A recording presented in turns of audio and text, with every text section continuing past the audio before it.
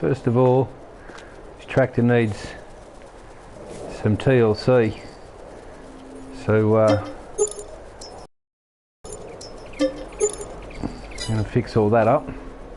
Now, we did fuel it before bringing it to the workshop last night, and here we are, 10:19.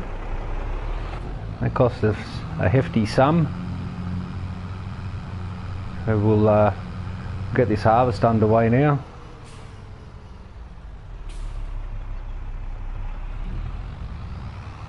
We'll head up to the potato yard, we're almost there.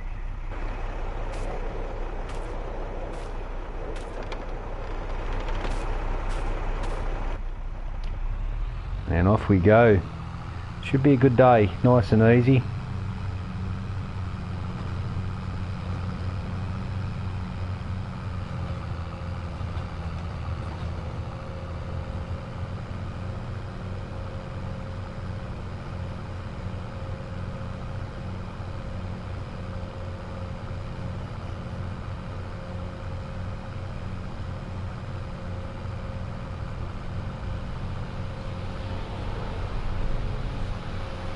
With those beehives, I did check to see where the honey was coming, and the honey's actually spawning.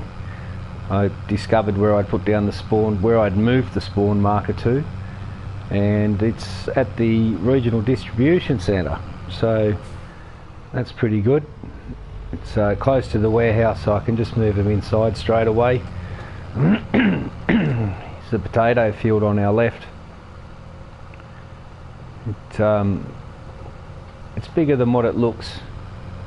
It's a long strip, but there's plenty of potatoes for everybody, so we're going to get that up and away. We've already got the harvester out, and we're just going to kick that in the guts. We'll send our worker on his way, and I'll go back and get the trailer. We're not going to bring the semi over for this one.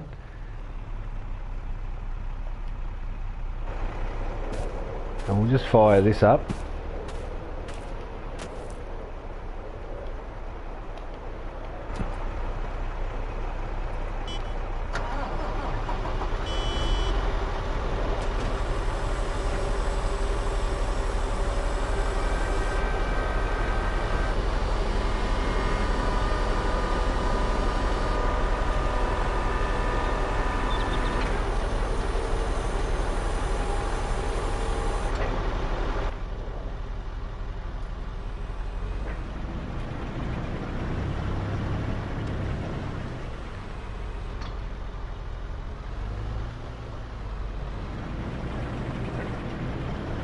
And we're underway. Potatoes, year 3, are under harvest. Alright, now it takes a while for him to fill up, so we'll run back and get the trailer, and we'll just chase him with a standard bin. A little bit bumpy here.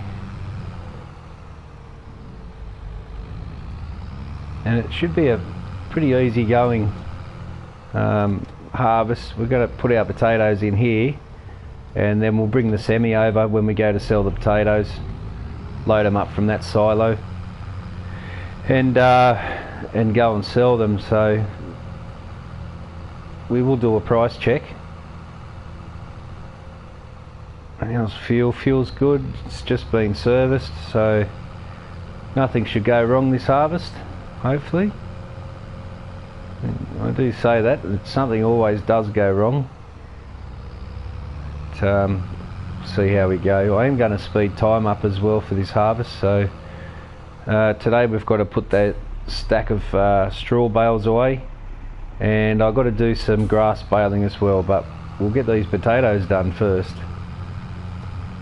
So the animals are all taken care of, they're all fine. We don't need a counterweight.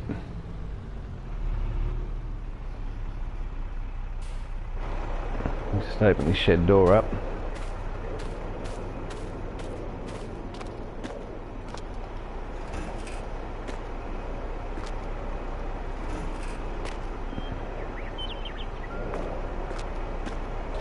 That door's stupid. Alright. Nice. We're rocking.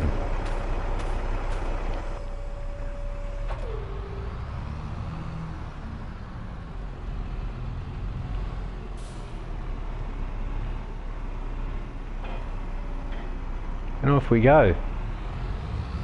Potato harvest, year 3. So we haven't reseeded our 3 fields we harvested yesterday. I'm going to put seasons on at the end of this harvest, and we're going to bring a little bit more realism into it. I've already bought a roller, so that's all ready to go as well. So depending on the time, I'd like to get a worker onto the roller, but first and foremost, potatoes. Got to keep this machine running and not let him stop. So we've done it in a way that on the 3rd run we'll be able to collect from the harvested side of the field instead of doing what we've been doing. So he's up the top there, he'll be coming back for his 2nd. I think what I'll do, I'll just back up a bit, just give him some room, and I'll take the big fent down and get that roller underway just while we're waiting on him to come back. He could be a while. Potatoes aren't a fast harvest, it's a slow machine, very thorough, so it's not a very wide strip. Here he comes now, and looks like he's lined up fairly well.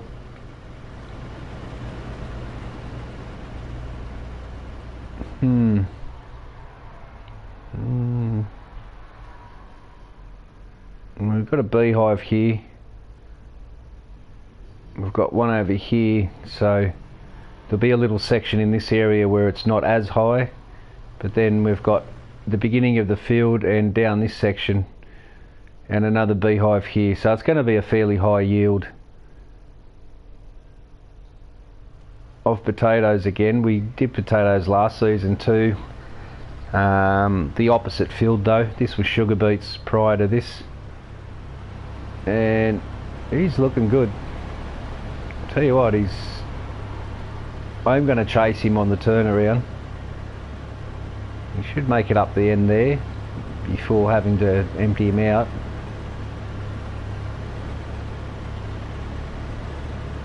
And potatoes are coming thick and fast, so you can see him running on the belt there. All them spuds, chop chop chop, there's lots of them. Go into the separator and up they go, cuts the tops off and spits the tops out back onto the ground and just leaves the potatoes behind. Looking good, looking real good.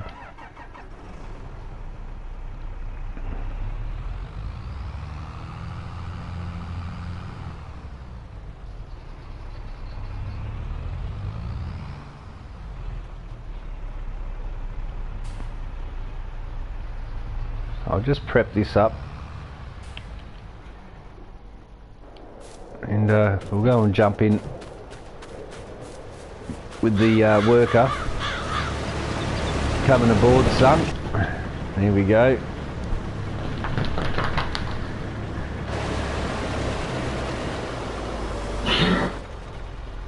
Oh, you are kidding me.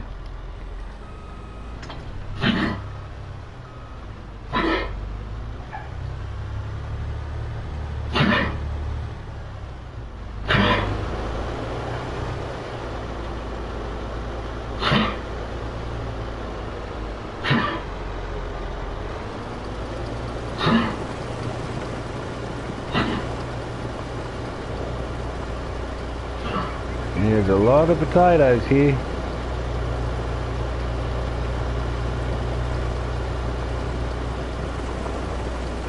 Wow.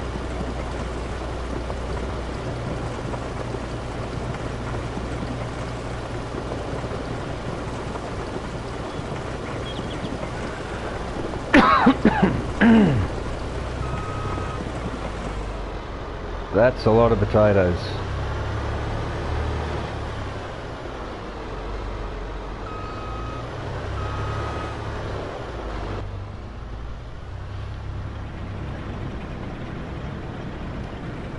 So I'd like to just finish this little row and then start him on his own.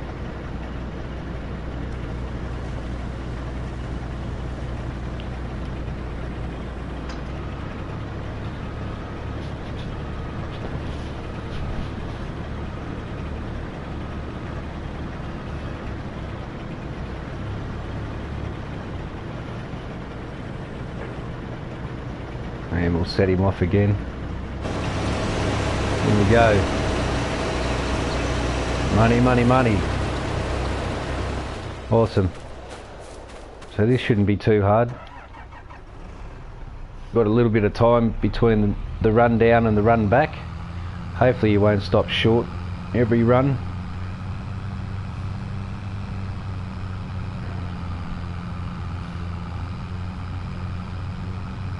It's at 76%.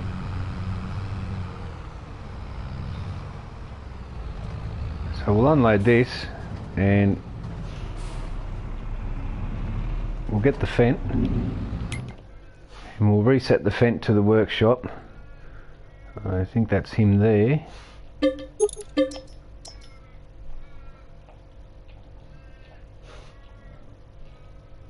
And we'll get our roller up onto the field. Get our worker onto it straight away.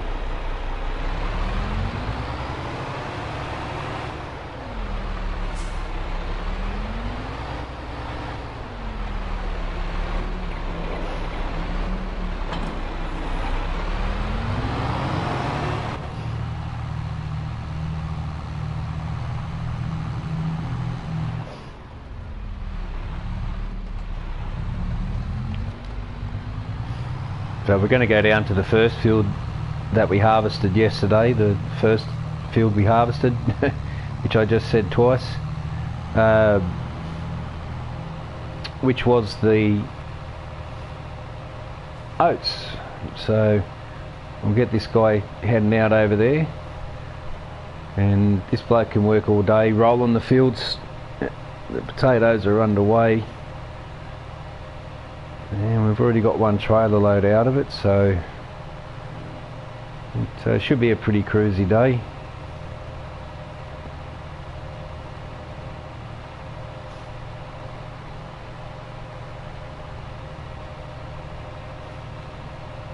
And we did all the horses, we did all the livestock yesterday. They've all been fed, and I gave them a drink this morning before getting the potato harvester out.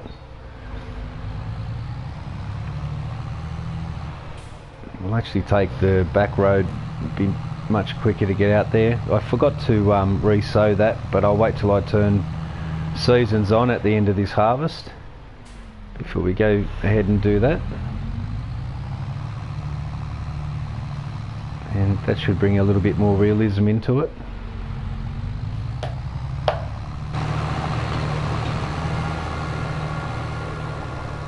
I actually bought the big one, and we cleaned this field off yesterday.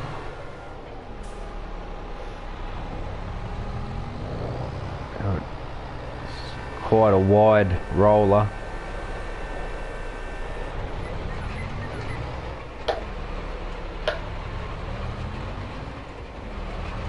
And I'll send the worker out on his way to do all of this. I personally don't enjoy rolling and find it about as exciting. No field found, huh?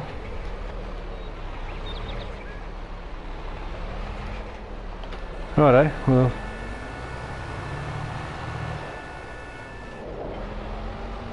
we won't worry about doing that. Obviously gonna have to cultivate it beforehand. We'll just pack it away, I'll turn it off, we'll go back over. We'll just do potatoes. I have a habit of doing 10 things at once.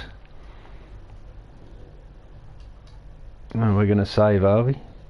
There is no way he's full yet.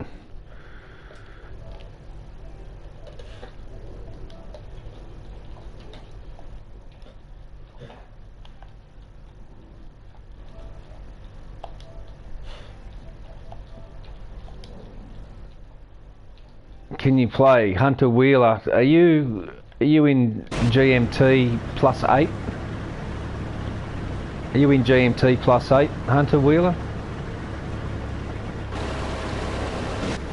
The reason I ask is there's a lag of about 2 seconds, and it's really difficult to play if you're not in the same time zone on the same server.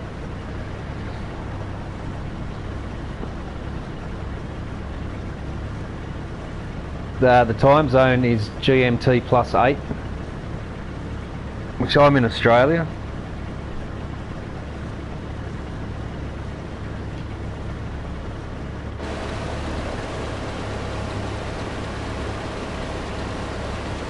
So if you're not in the Australian time zone, the ping from your server, it makes it really hard to play. So when you're driving and you steer left or right, it's like you'll steer and 2 seconds later it'll actually turn.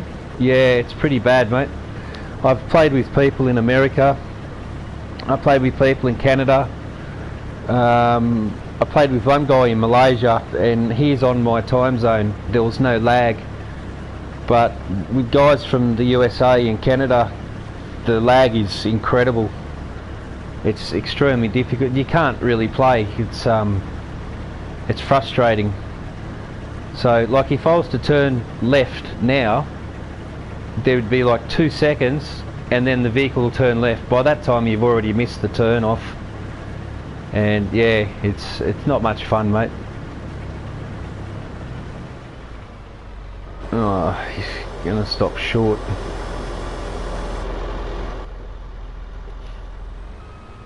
I'm gonna have to do this the old-fashioned way. Yeah, sure, mate. If you got a channel, I'll sub you back as well.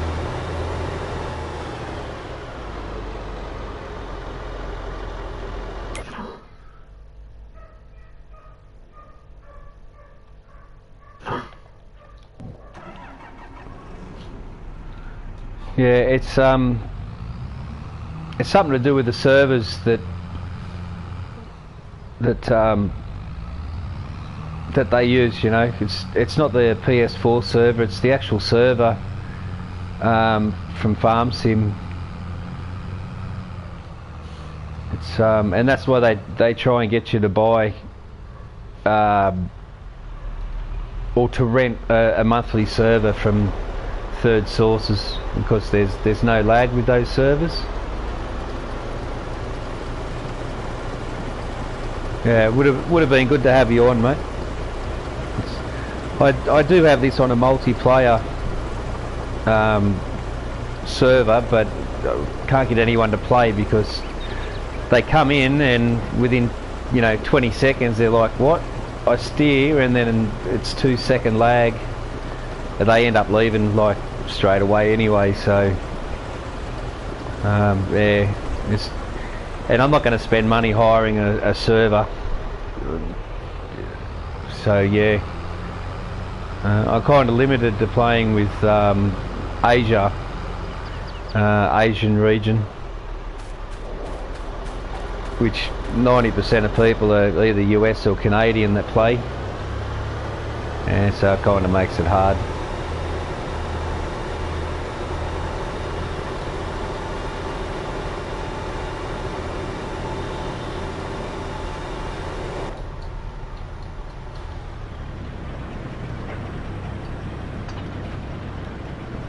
I'll just finish this strip here off, send the worker out. Again, we're getting a full load per strip, so it's a good field for harvest.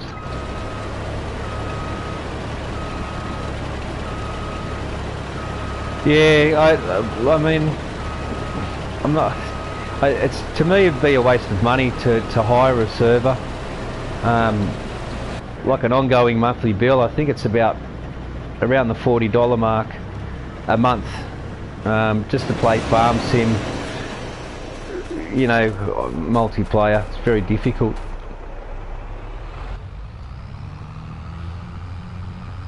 So yeah, I mean, even without cross-platforming it. Like I'm on PS4, I'm on the Pro, and even PlayStation users who aren't in the same region as me, they get the lag as well.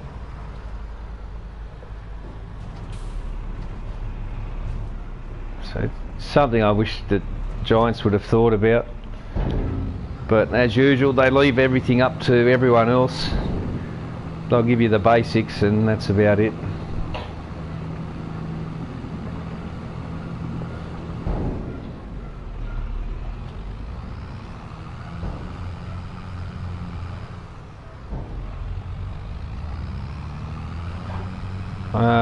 I've spent 107 hours on this build.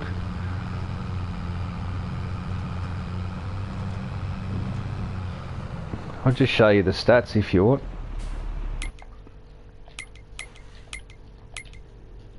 $109 hours, almost 110. Yeah, it's been a pretty hard slog. I'm just starting to make money now. I did make a series on this one, so I play on hard mode as well, and I'll be putting seasons on, so at the end of this one, so it should be a bit more fun. But it's just for $40 a month. It's, you know, 12 falls of 48, it's $480 for a year just to have a server. It's kind of not really. I'll give you a look at the map.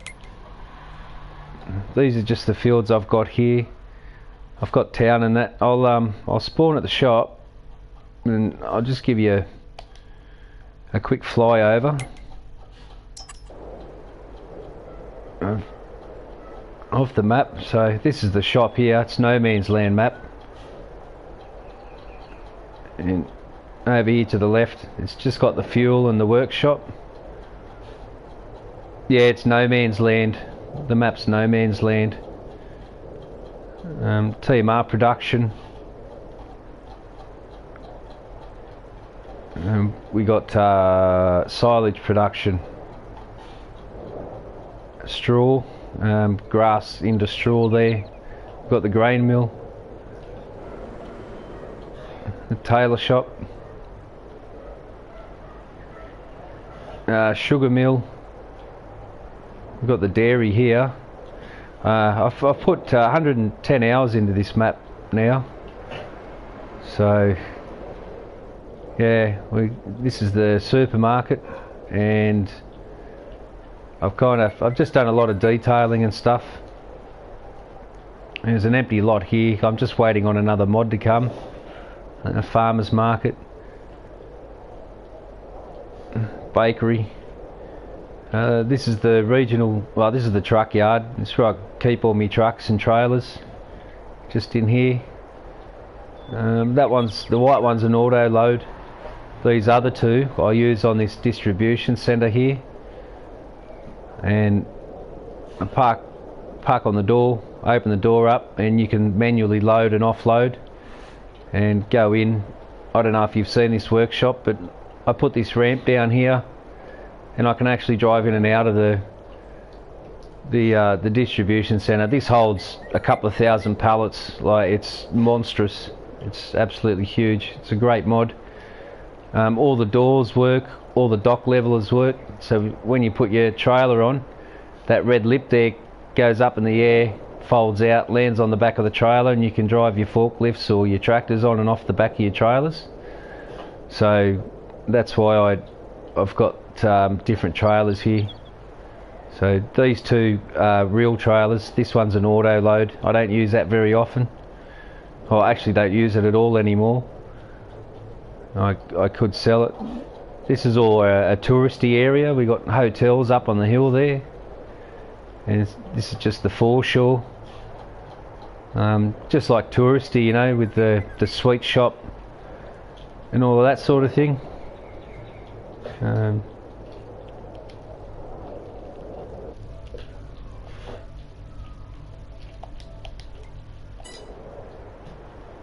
we'll get back on to what we were doing. Once people know they don't play on the map, they don't hang around long. But what oh, we're already full again. Wow.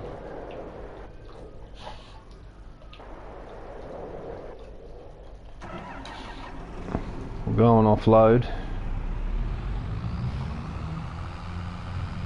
So yeah, what I'm saying about those servers is yeah,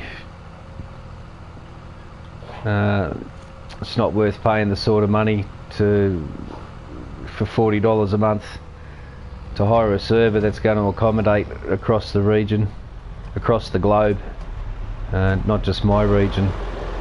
But it's not worth it. So that's a quick tip for everyone out there. If you want to play multiplayer, it's best to play with someone in your own region, and that way you won't get any lag. You can move the camera and it's real time, but as soon as you steer left or right, like if I was to steer the wheel left like that, I'll do it now and then the wheel would turn 2 seconds later. It's just really sort of pathetic. The lag's incredible, and even playing with people on the same network, same PlayStation or Xbox network. I don't know about Xbox, but I know PlayStation's the same. If I hook up with someone in the US or Canada or wherever that aren't in my same time zone, i.e. using the same server time zone, there's a minimum of 2 second lag, sometimes more. It's yeah, not much fun when it's like that.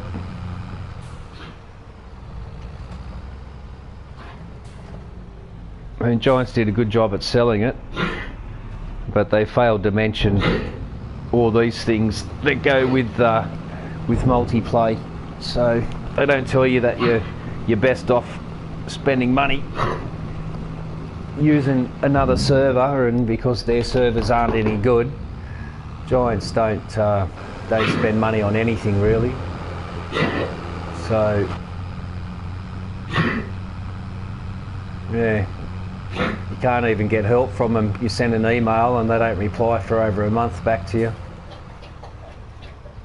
So yeah, I don't have much faith in Giant software at all.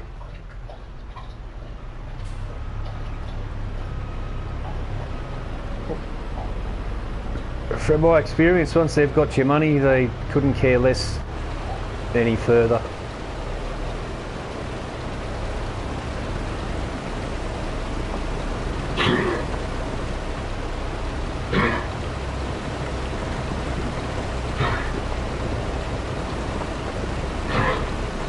We're going to try and run this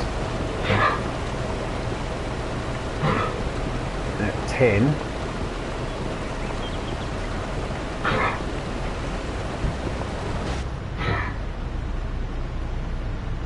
And it's probably not just Giant software either. It's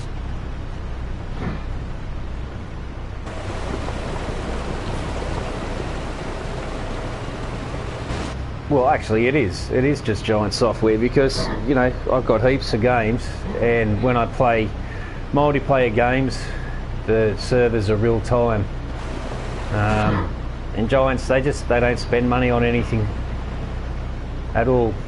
So like I said, you write them a ticket. I lost this, this is 110 hours I've spent on this build. I'd actually lost this game save, and my mate had to get it back for me. Giants didn't even bother replying to me for help or any ideas of how I can get it back. And then my game crashed because of 82 Studios mods that I'd put on this map, and I didn't put it on my test map, which I should have. And they couldn't care less. They got my money and they just couldn't care less.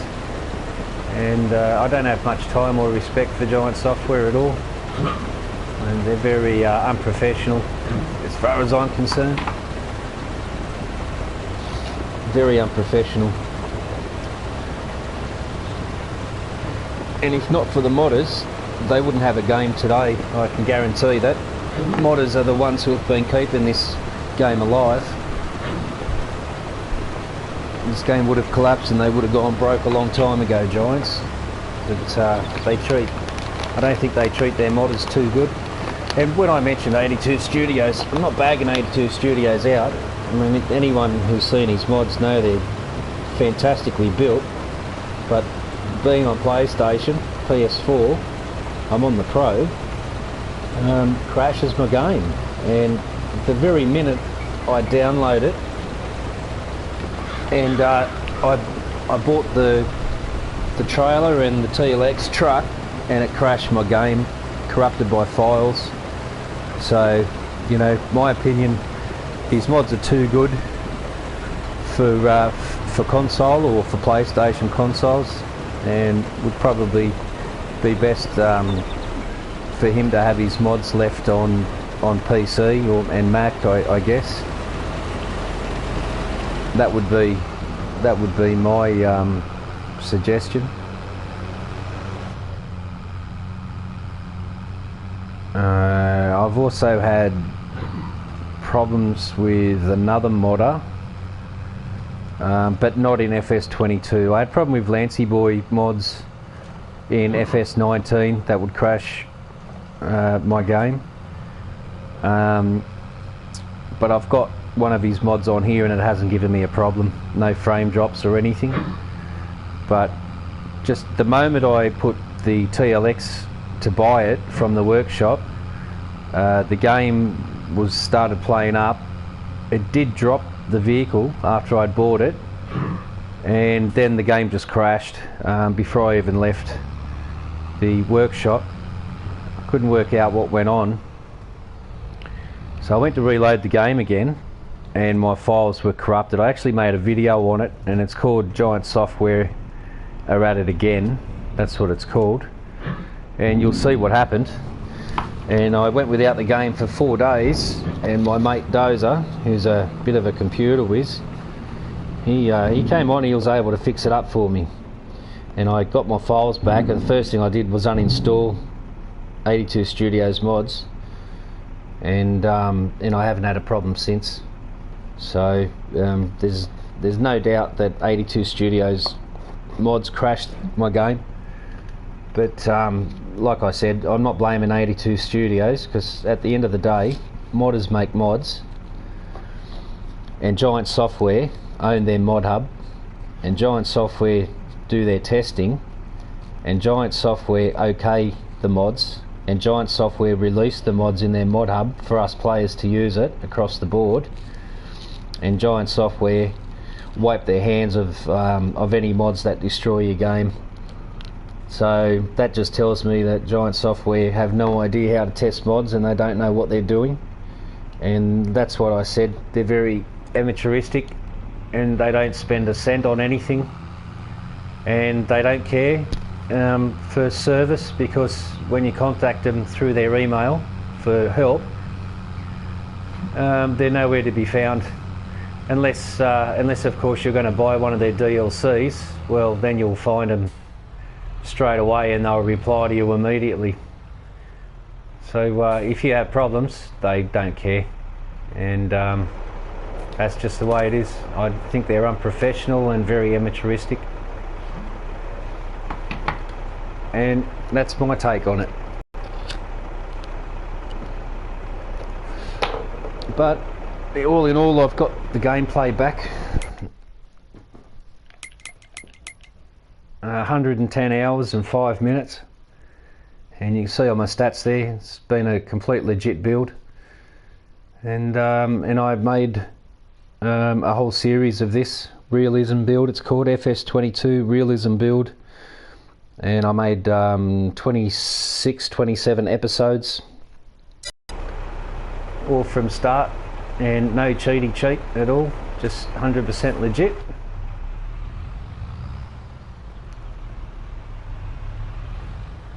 He's going to need this turning room here. I'm going to fly down the outside of him, and we'll just set our speedo for 10. Just let him line up and we'll go on the chase. Ready when you are, son.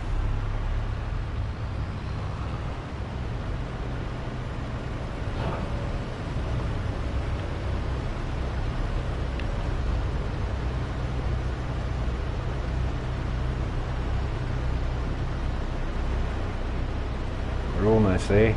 We should start getting the tip now. Yeah, there we go, we're filling up. Just drive beside old mate here.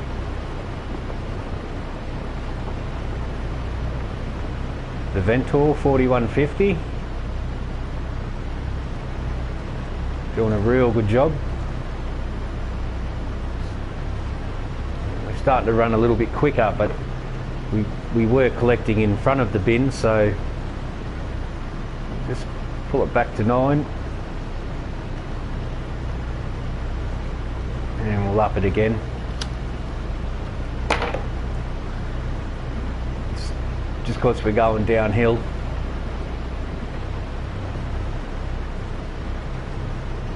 Got a nice straight line here. We'll just pull it back a little.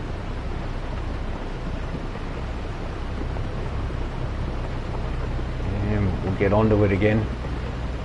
So it's kind of coming downhill. He'll hold back a little bit. I can't match his speed. It's between 9 and 10.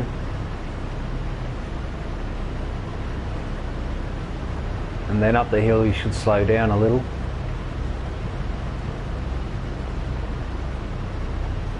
So this field's not too bad actually. There's a bit of a rise there, but the sugarcane field behind those trees, it's a monstrous hill. Like full on, so it's going to be quite challenging to harvest the sugarcane off it. And this is our first season of sugarcane. I didn't have enough money to get sugarcane up and running in year 1. We're in year 3. It says years played 2, but we're actually on our 3rd year, going into our 4th at the end of this month.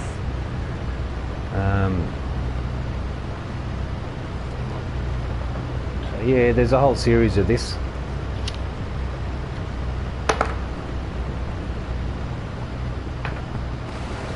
I actually built the whole town and everything through hard blood, sweat and tears. There should be a pause and then he'll spit a bit more out. There we go. 82% that run. Very good.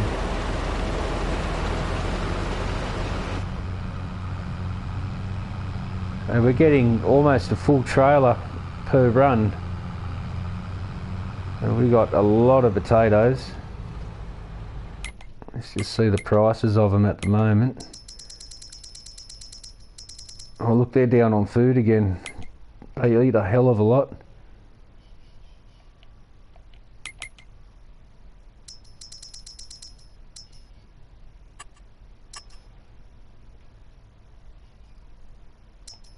Yeah, this month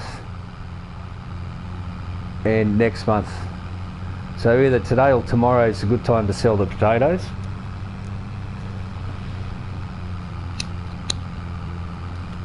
And I don't use potatoes in any of my production chains. I use sugar beets. So potatoes are just money on the side. We don't have any pigs, and I'll be turning seasons on after this harvest.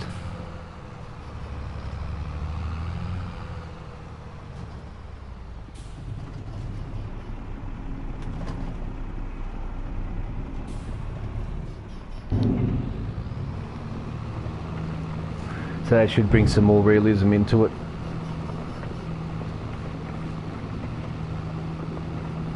Which is how I try and play, as realistic as possible. I do have to get some seeds out and bag them up. I've got a shed up here that I got silage additive in, but there's no seeds left up here. And I want to leave some fertiliser up here as well, so that's what this shed's for. And I've got 2 pallets of silage additive in it. He should come back and hopefully he'll turn around before. Actually, I'll go on this side of him just in case. But he should be able to turn around without needing to be emptied.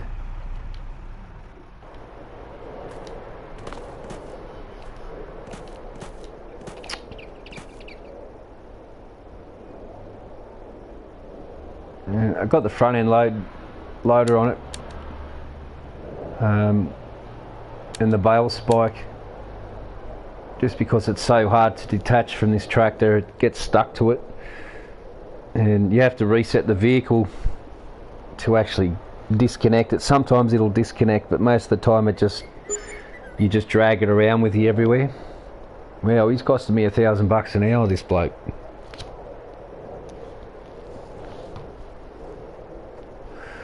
This field here is surrounded by three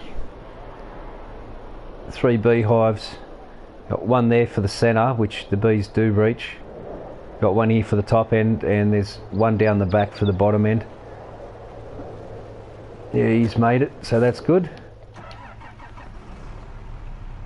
Set our cruise control.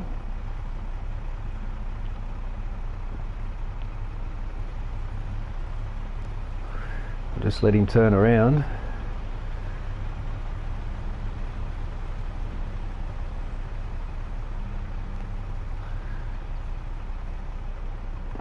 So there's a bit of downtime when you're running the chaser bin, and that's why I tried to get the rolling done, but it's not going to let me roll, so it's kind of pointless at the moment.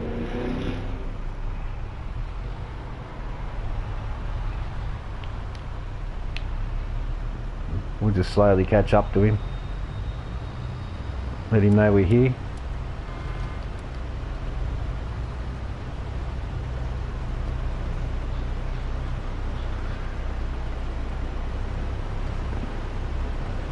Should get me line nice and straight. We're looking pretty good there.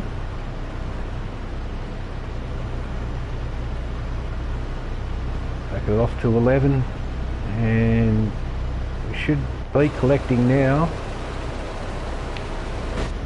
Okay, we should be collecting now for sure. There we go. So that's got the front of the bin, and we do outpace him. 10's a tad too fast, 9's a tad too slow, so we vary between 10 and 9 kilometres an hour, and that just keeps everything moving smoothly.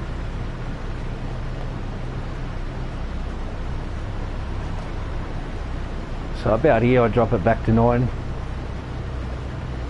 He will pace up on me a bit. I'll wait for that wheel to get out in front, and back on the 10 again, trying to hold the line.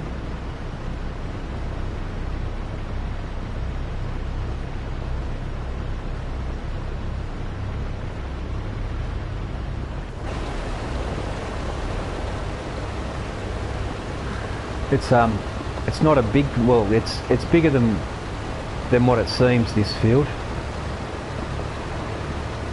but it's a very high yielding field because of all the bees hives that are surrounding it. Actually, we'll just move up a bit on him.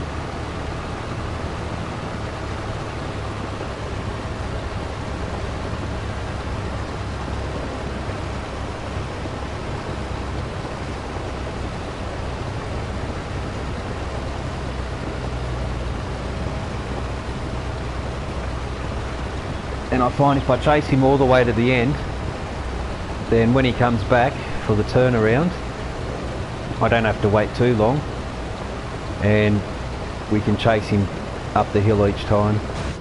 Just the best way to go about it.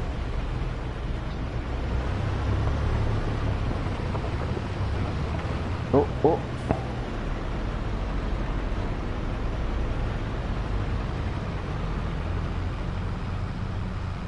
There we go. We'll go and put this in the silo, and after the harvest is done, I'll drag the semi out and load the potatoes up on it. I've got 2 trailers hooked up on that, so we'll hold 220,000 litres, which will probably fill the load up. This is our 4th dump, so 50, 70, there's 100,000 potatoes in there, plus I've got some left over from last season in the main silo down in the cattle yard. So we'll sell all of them. Today and tomorrow maximum price for potatoes, so it's a good time to sell. And harvest came at the right time this season. We didn't get a good dollar for it last season, so we planted them a little later, and we actually worked it out to come just in the nick of time. So at the moment 203, 390 wants the best price, and well, January will go up a little, so probably about another, it's between 150 low and 239 high. So we're looking at 239 at the moment. They're going for 399 at the restaurant, so we'll probably sell them today going off that, and not worry too much about tomorrow, because that price will probably drop at the fast food restaurant. So today would be a good day to sell them.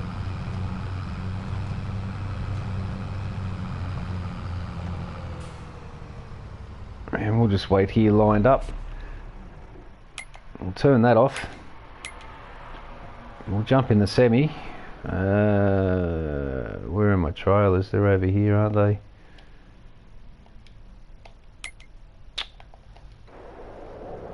So I don't want the cab overs. This one here's, you got to run through the gears. This one's automatic. I like to use this one on harvest.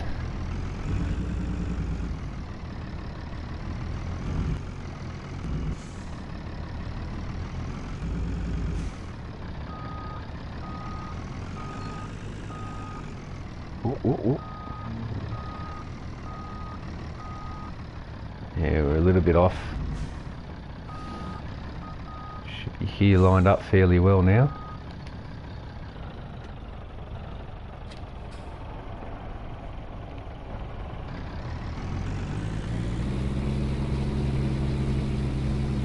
And we're all hooked on.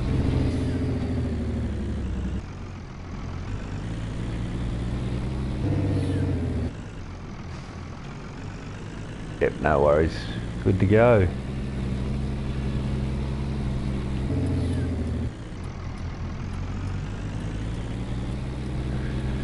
So we'll run this down. We should have enough time to get there.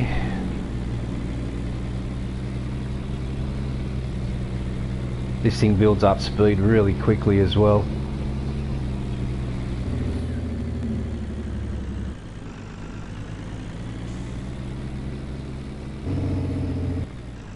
I'm going to take this pretty wide.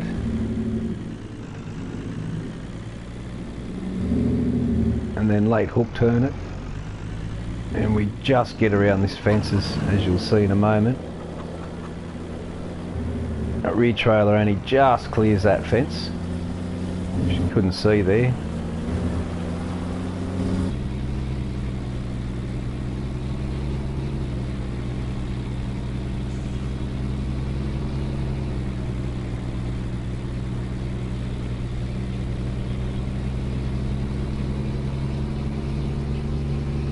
This is the main cattle farm here.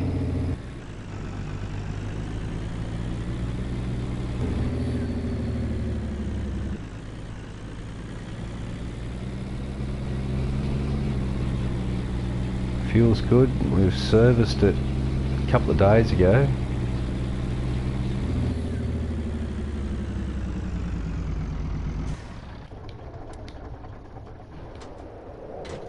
So we're ready to go and sell them off. Potatoes 132,000, 442,000 sugar beets in there. I was supposed to run those sugar beets over to the BGA, and I haven't done it as yet. So we'll chase this guy down, and we'll have him empty before he does the turnaround. He's probably got 2 more runs to go, so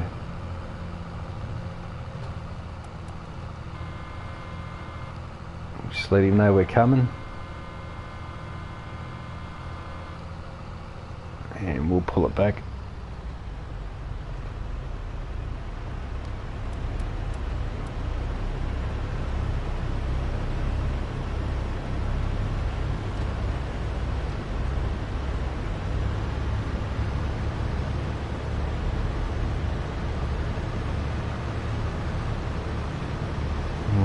Should be getting loaded now, and we are.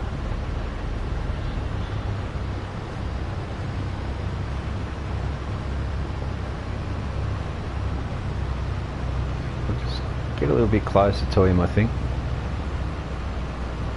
Try and get the potatoes right in the centre of the trailer, and we're going to have to move forward a bit.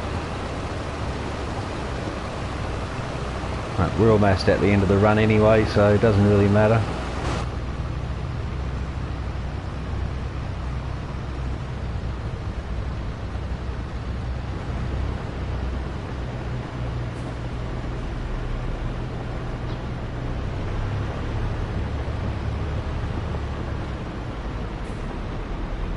Alright, and we'll just wait for these last potatoes to come out.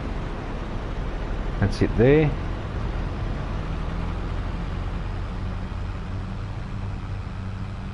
Yeah, he'll have 2, maybe 3 runs. Yeah, I'd say 3 by the look of that. So we're almost done. We'll be done by midday, well and truly, and we'll have them all sold.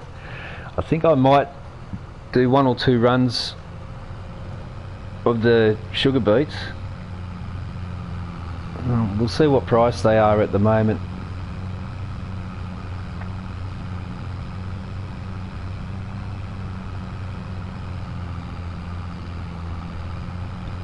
When I'm unloading, I'll bring up the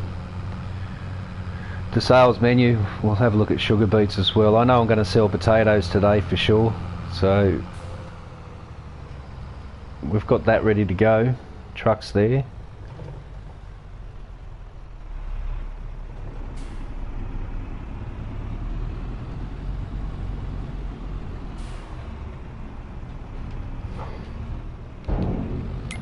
We'll just have a look at our menu.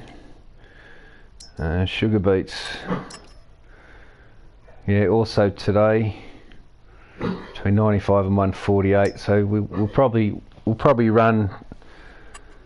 What is our best price? 146.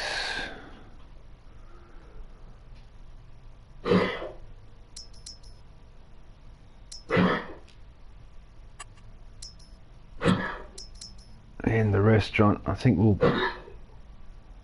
tag the restaurant. That's for the potatoes. So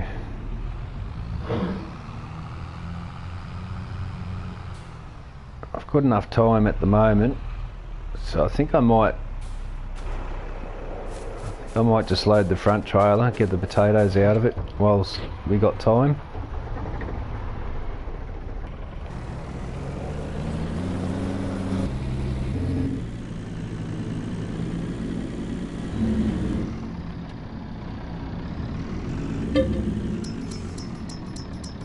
This should be completely empty except for potatoes and sugar beet. So 424,000. And this should be a full trailer.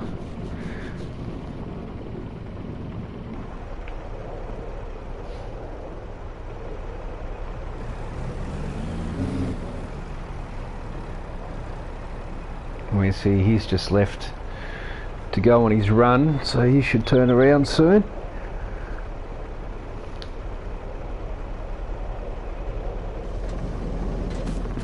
So while that's loading,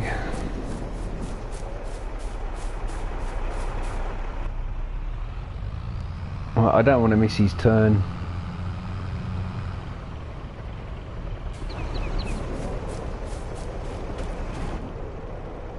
What are we up to? We're almost loaded.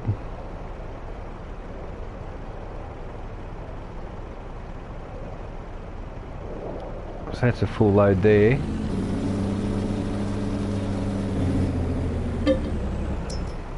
Another 46,000.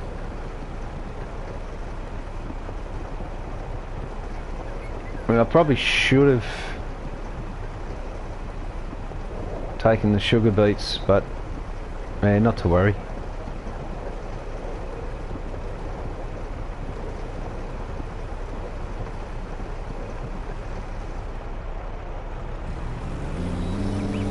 While he's lining up, we'll be able to turn around.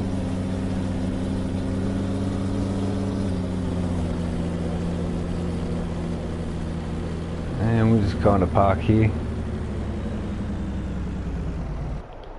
So when harvest is done, we can just turn back in, and that's just saved us a little bit of time. And off we go.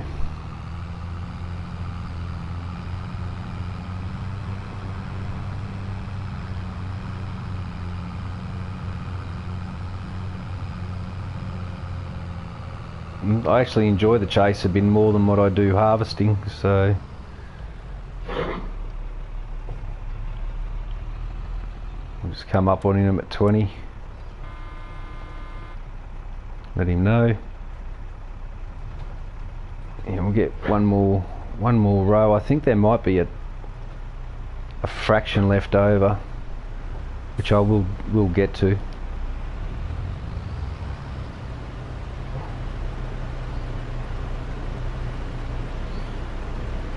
Come up on him nice and easy.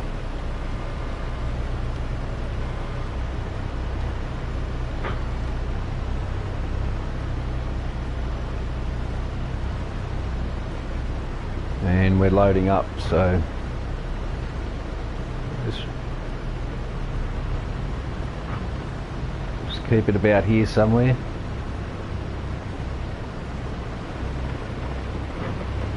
It's better positioning.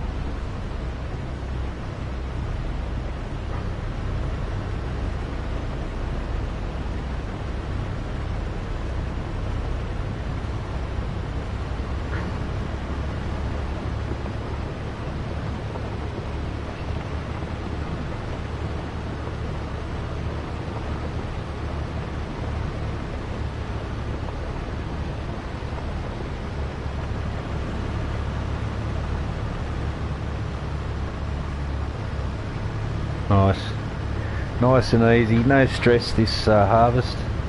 I was a bit stressed yesterday. We had 3 fields to do, and I had all the animals to feed.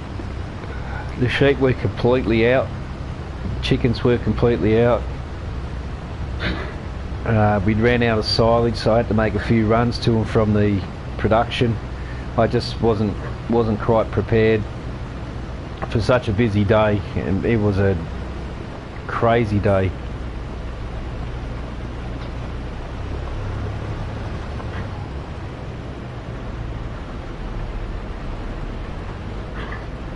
That's it. It should be him done anyways. He's 89% out of that. That was a very high, very high yield, that run. I'm not sure if you'll pick that up.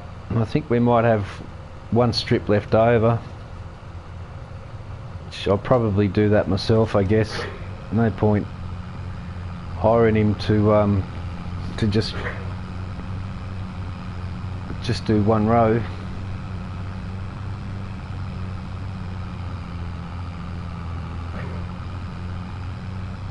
So usually I'd run the auger, but I don't do that with potatoes.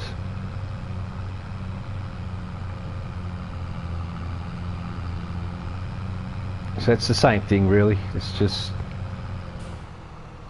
probably double handling by dropping into the silo and then reloading the semi.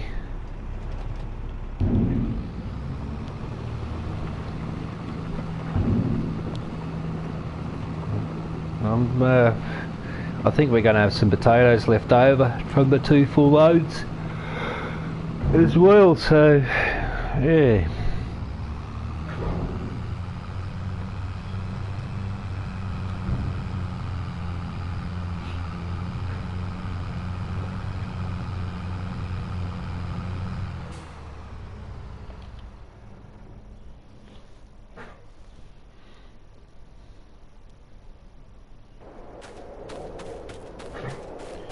Here he comes now, be interesting. 1, 2, 3, 4. He should just make it. At worst, there might be some of this row left behind. You can have a look. I mean, it's 4 wide anyway, but it depends on how well it's lined up. It looks like he's got it all. Very clean yield. The width, any wider, it would have been another run. So it's perfect. Absolutely perfect. And this final strip didn't seem to fill that bin. There's still part of the bottom showing, so this outer strip is a lower yield than the rest of it, which is strange because this outer strip's closer to the beehives. Anyway, we'll go and take a ride with him. I'll drop it off straight into the trailer instead of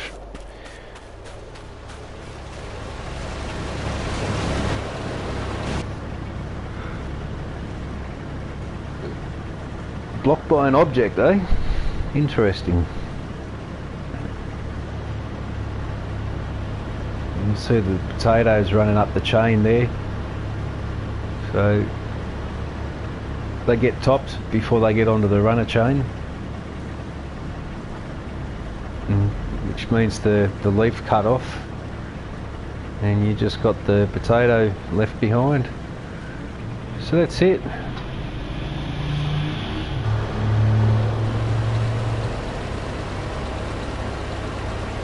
Just run the conveyor until the last of these potatoes fall out.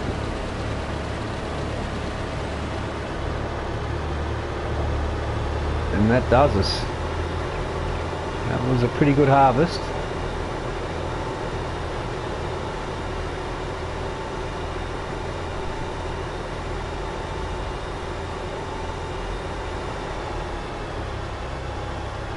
And just drop this straight into the trailer. How's fuel? Fuel's good for him. I'll just get a little closer.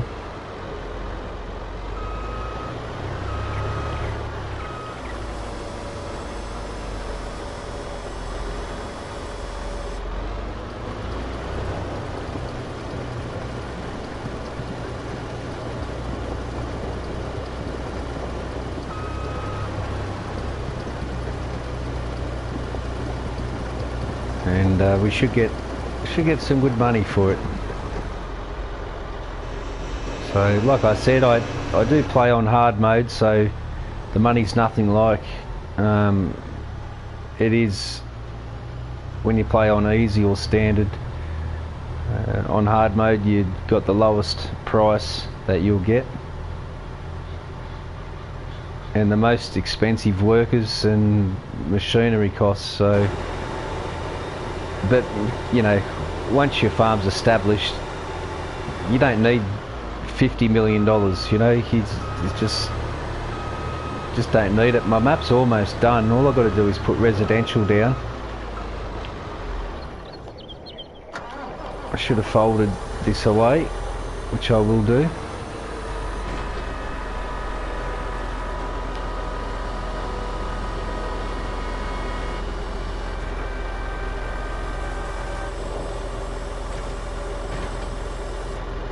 There we go.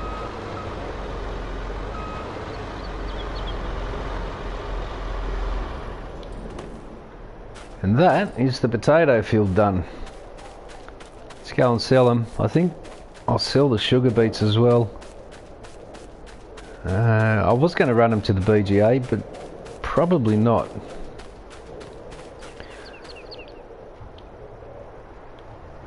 Just look at the prices. Look how high this seat is.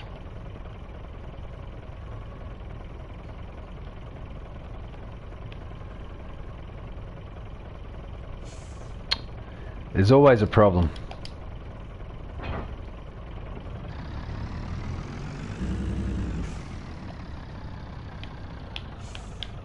Now the seat doesn't move. Great. That's fantastic.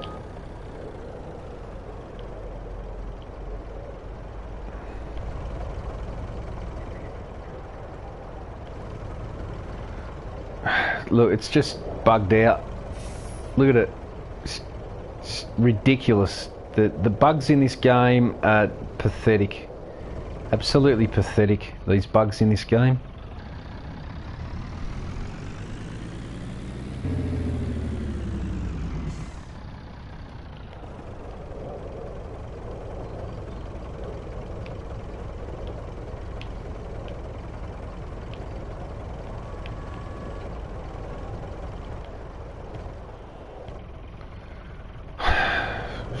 Jesus Christ.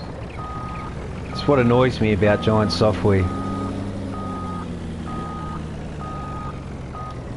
They okay mods, they put them through the mod hub, and they haven't even been tested properly. That's what annoys me the most about Giant Software. They okay the mod, they tell us that yep, they're safe to use and they're fine, and look at the bugs that are going on with this truck. Ridiculous. Absolutely ridiculous. Look how high the seat is, you know? What a joke.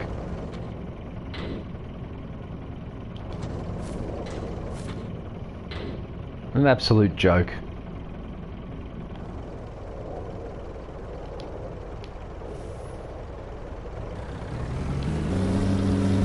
Anyway, I'm going to play third person.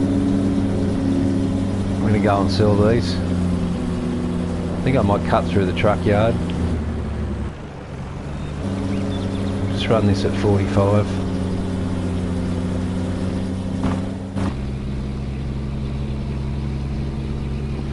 Heads up in the roof.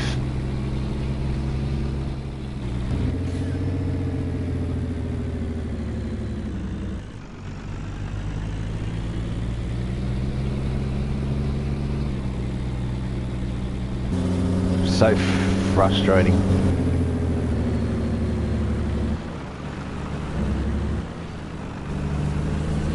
This corn will be ready probably tomorrow.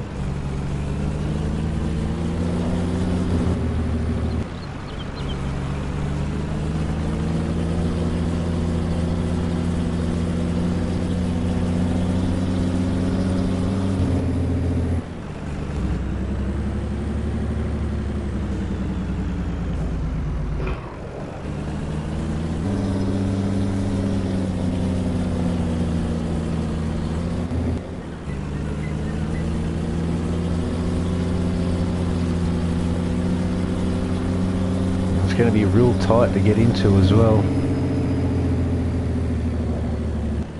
I actually never taken two trailers in here.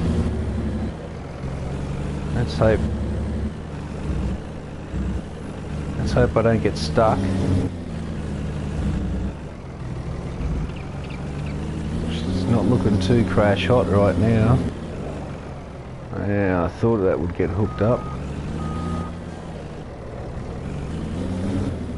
Okay, we're going to have to do this the old-fashioned way.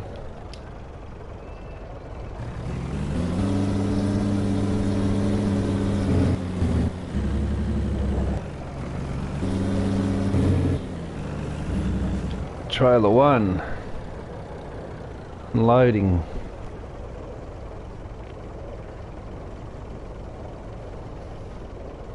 The money's piling up. This was paying $399. Whew. Ma Familia restaurant. So we'll see what this first trailer brings. 110,000 litres. And that paid us $44,000. Very nice.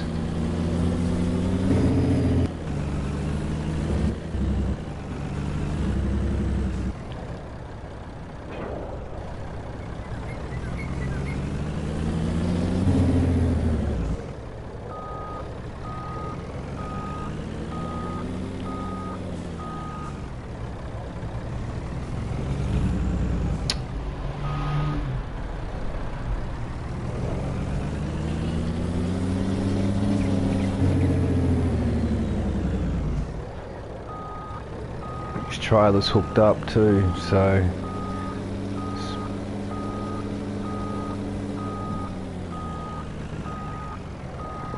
I might be able to wiggle that out straight.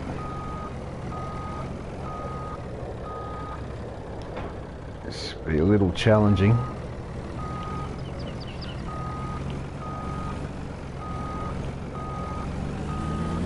There we go, we'll clear it out now.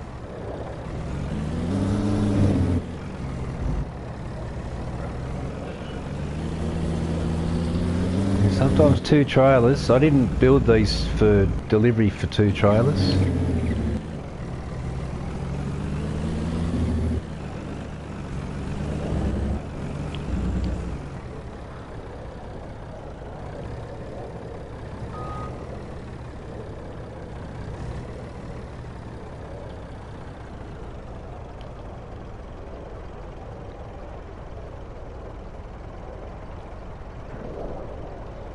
Almost back up to 1 million.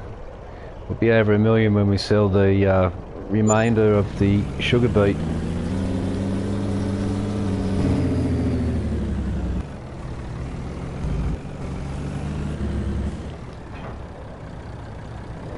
And we'll just hook this back up.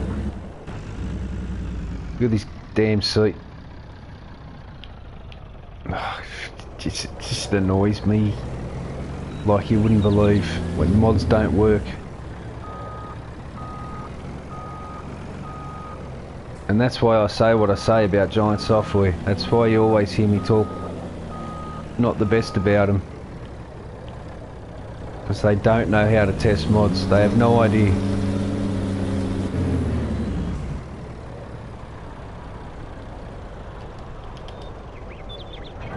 So I'm going to go and get the white truck.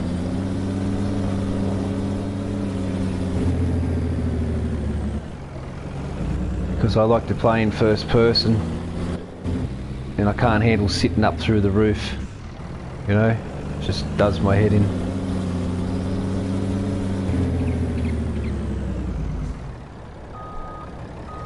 We'll have to do a slurry run today as well.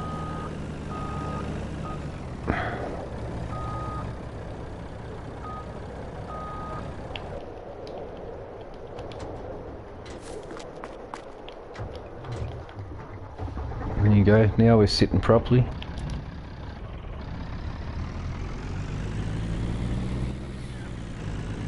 This one's manual.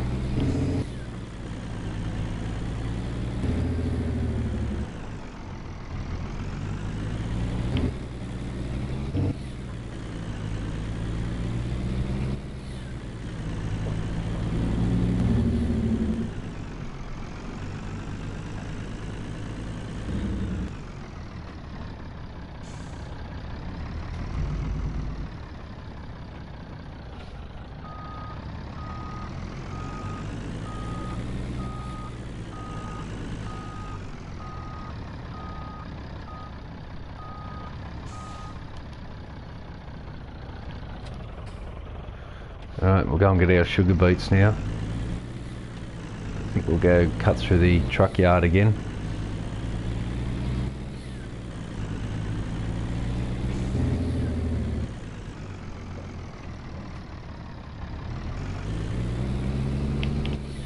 Mr. Gear.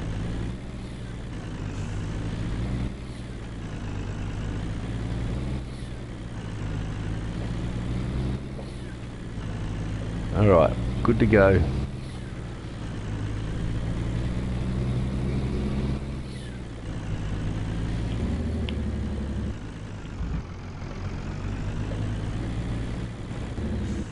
This corn maybe tomorrow might be ready. We haven't sold our corn yet from harvest yesterday, so we've got a fair bit of corn to sell. We're going to use the oat for the production, so I'm going to sell the corn this season. We're not going to use corn flour. We're going to have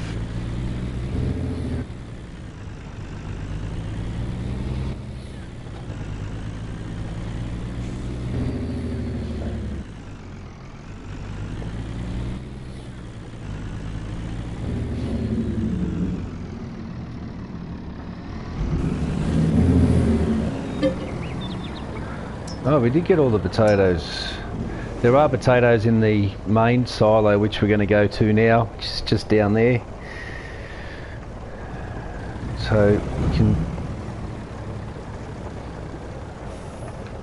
we'll see if we got any sugar beets down there. Sure, I don't think we do. I think this is all the sugar beet that we have left here.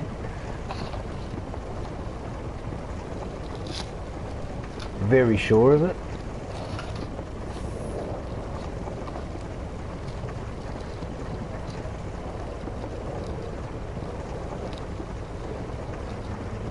Four hundred and 429,000 litres. That's a lot of sugar beet. While we've got the money, I might put the sugar beet production down. Might be worthwhile.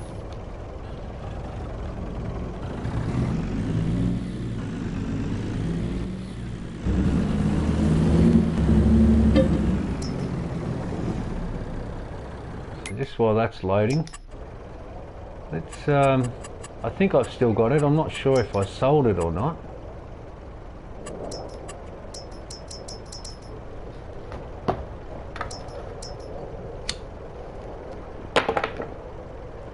So we've got our sugar mill.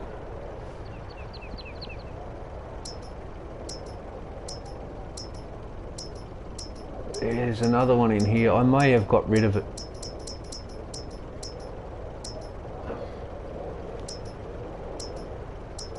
I've got to put a sawmill down as well. That's 20,000. And sugar beet processing plant. Now this gives us stone,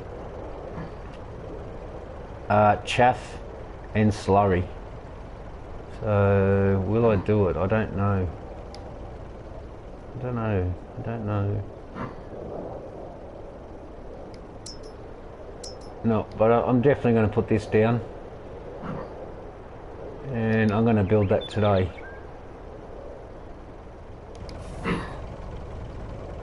Well, 220,000 litres of sugar beets. Here we come.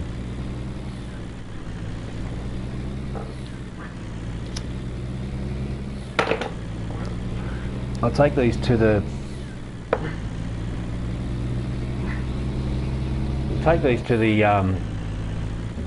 sugar mill processing plant. I've got to take the back road. I won't make it down that way with a full load.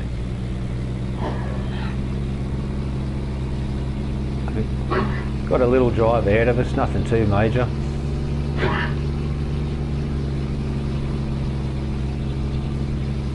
Got grass there, we harvested that yesterday.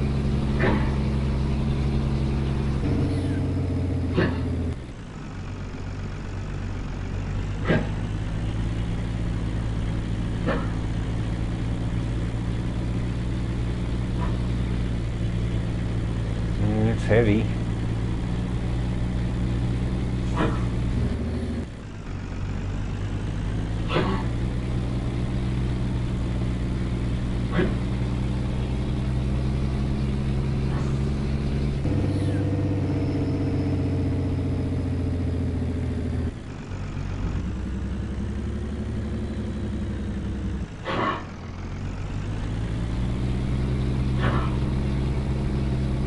This little bit here, this little bit in the road, this is a little bit hairy when you're fully loaded.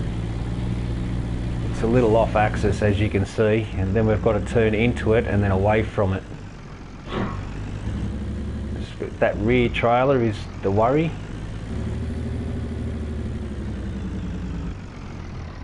If anything's going to tip over, it'll be that rear trailer from turning right here. It throws it off balance. Centre of gravity goes on the inside. It looks like we're pretty good.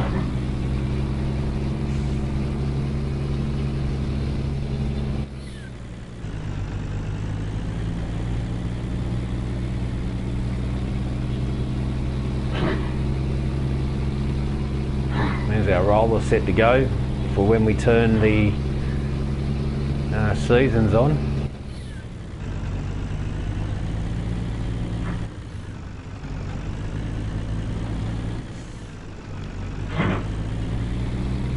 It's a good climb, that one.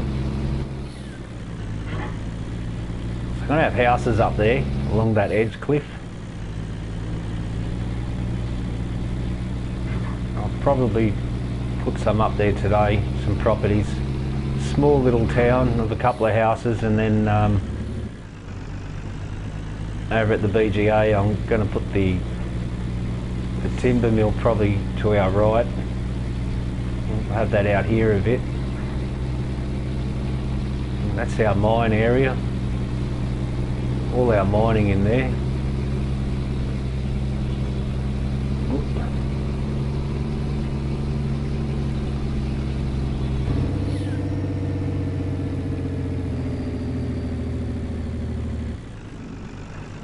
Over in there I had grapes and olives, but I don't do them anymore. I just don't find them beneficial.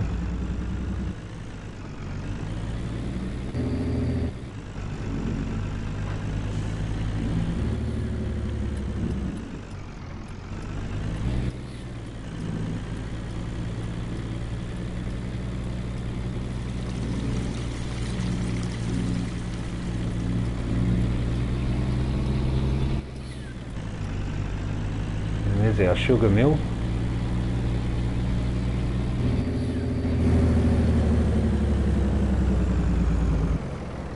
This is going to be a real tight turn. Come out as late as possible. And then we've got to hug this on the inside. And it's only one way, so you'll see the arrow on the ground here.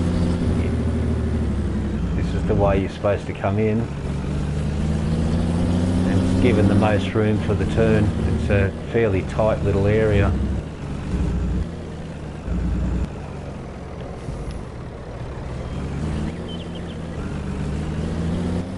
Oh no, I think I'm supposed to drop them at the front actually. Oh, I've mucked this up. Could end in a little bit of trouble. I think we'll be right.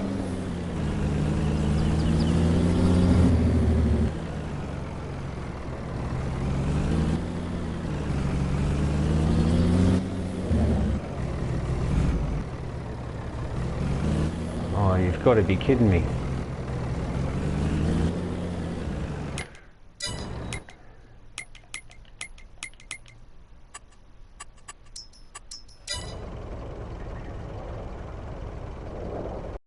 Zone. Why won't it let me drop?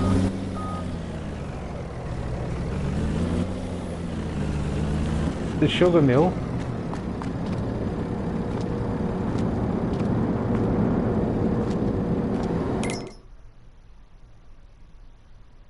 Sugar beets.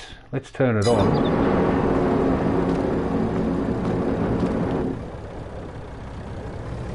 Why isn't it letting me drop?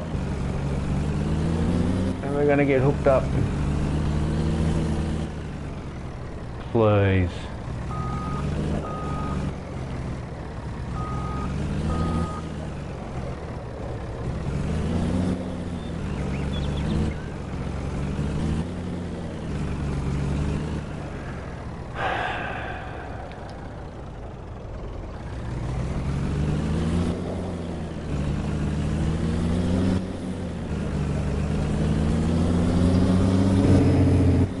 Where I usually pick up from. Well, why didn't the trigger come up before?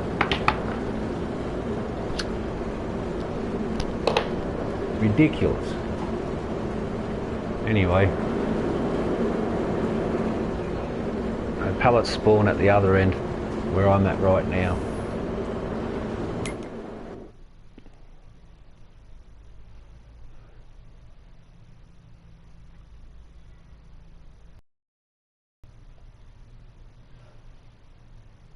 And we can also get our sugar cane in here too.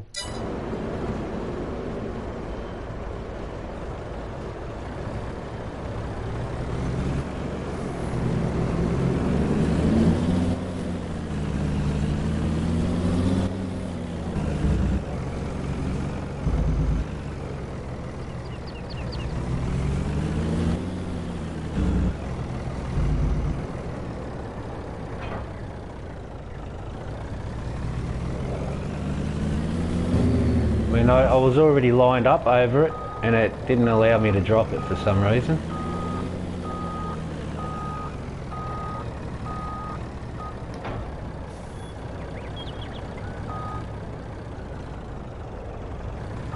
Bring this back around, and of course it'll go too far, it always does.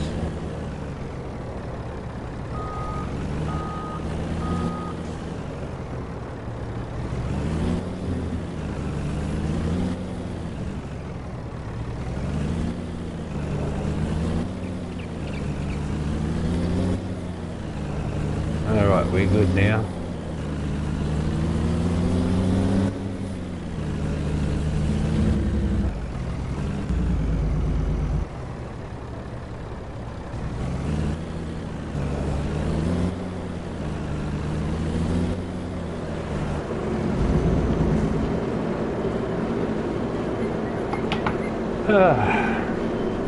Been eventful.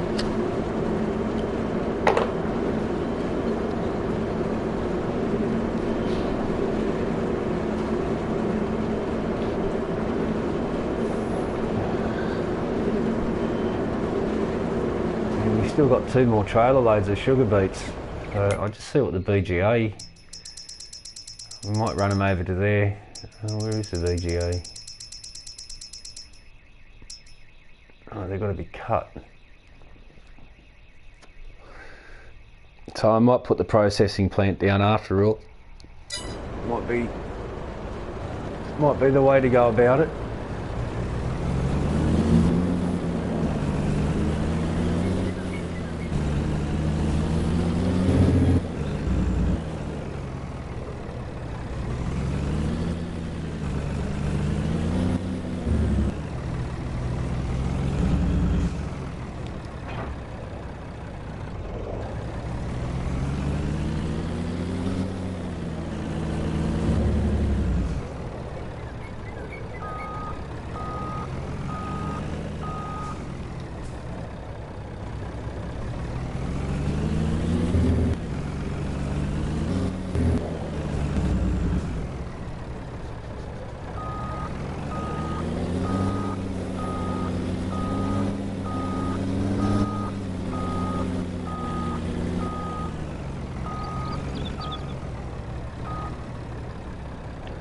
And we're up and running again. This camera's doing all sorts of strange things. It was 11:47. We've got time now to run around and do some production work, which is cool. I'm not really in the mood to build.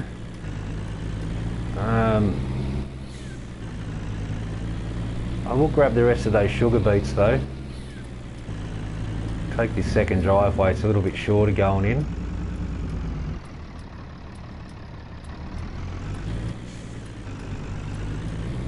And our poplar, they're just here, which they're not quite ready as yet. There they are there. I just want to have a look at the price for poplar.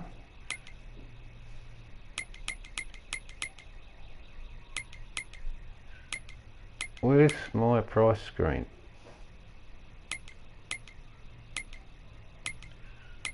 We've got no loan. Poplar. It just says wood, that's not it.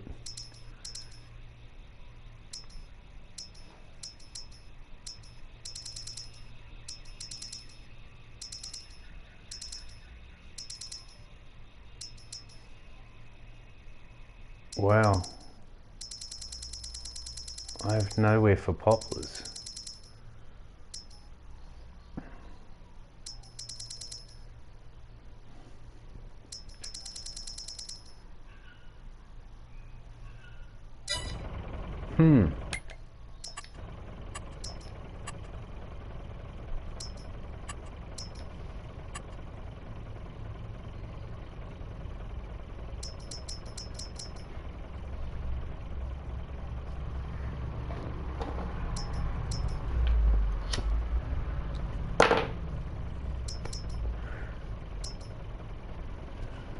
A little tree, the poplar icon.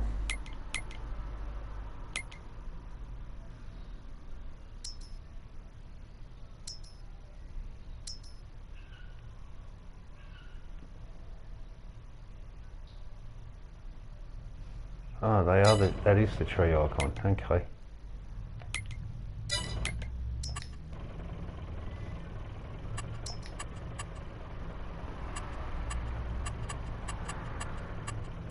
And we'll go to factories, just make sure before I spend all that money. Yeah, sawmill does do poplar. I've got to put the big one down. We'll, because we are going to plant as well. This is the old grape processing. Yeah, I don't think this is a good spot for it. Definitely not. Over here at the mining, we could do it in the back of the BGA. Take up this room in here, but that doesn't really suit the map and the roading that I've got. So I was kind of thinking more over here, which we can turn off. We can turn off this this road here and drive into it.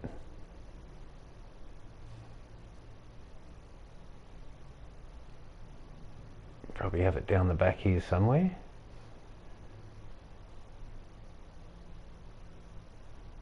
Share that fence line. I could put it this way. This bit here is flat where I'm at.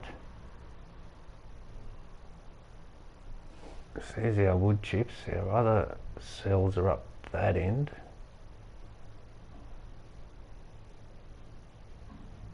Yeah, I'm going to do another episode where I'm going to build that one. When I build something, I don't just place it down and put some grass around. I actually spend quite a bit of time.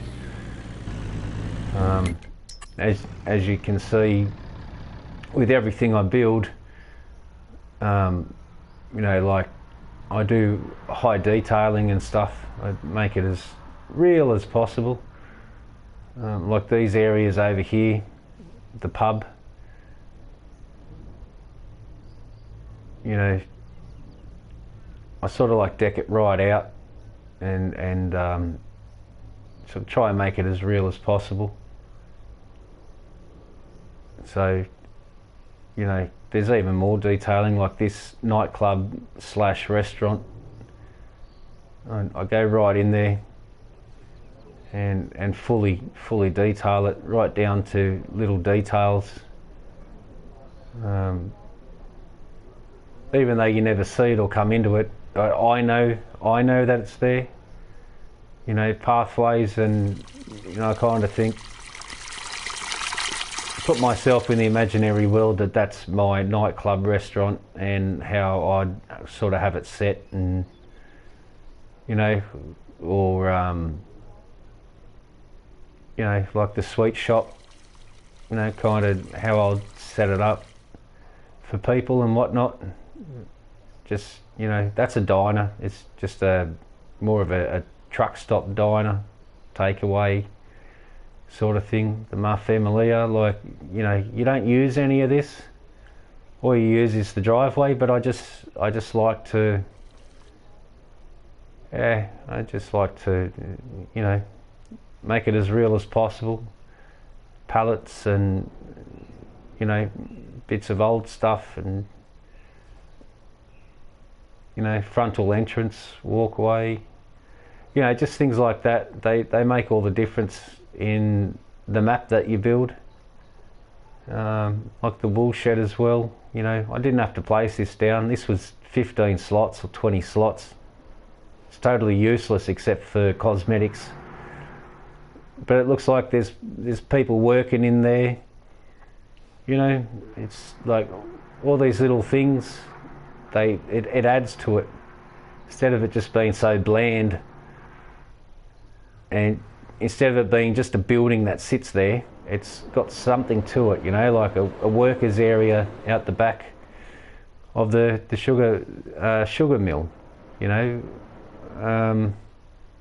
things like that, and some parking area and a lunch place and gateways, and, you know, like all this sort of stuff matters.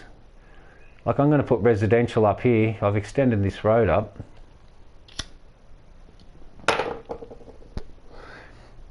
And on this hill climb, and I do intend on putting some sort of sales point up on these hills as well as housing. But I've gone and done all of this landscaping and made it, you know, rocky and sort of bush-like, you know, raised it up, and I spent a bit of time getting all this. When you drive up and down past it, it looks really cool. It kind of gives you that sense that you're out in the middle of no man's land. So it gives you, you know, and I've got nothing up here yet. The road just stops here. So I am going to, like, run a path, and then you use your landscaping tool, sculpting, and you hit the slope, and then you hit your square button at the point you want, and then you start at the bottom wherever your road may be, and then you can, like, wind it up, cut into the mountain, wind it up, and then you're up there, you know, like, there's so much you can do. So while I'm up here, we'll have a look at from overhead. You don't see much from this way, but anyway, it's just things that I like to do. So when I build something, I like to, you know, spend my time on it. And like this here, what we're right next to, I didn't have to make it like this, you know, like as you enter, you got your sign, and it's all gated for security. And then you got your lockable gate. I've got all floodlights around, 6 floodlights and 2 on each side. So when you work at night, you can see you've got a way station in and out. And then you've got all your white markings for your travel. Got an electric charger and a pump here. You've got a cleaning gurney there of all the trailers, and kind of just gives it a feeling of it's a place that's working, you know. Pallets and crates and all the produce, busy place.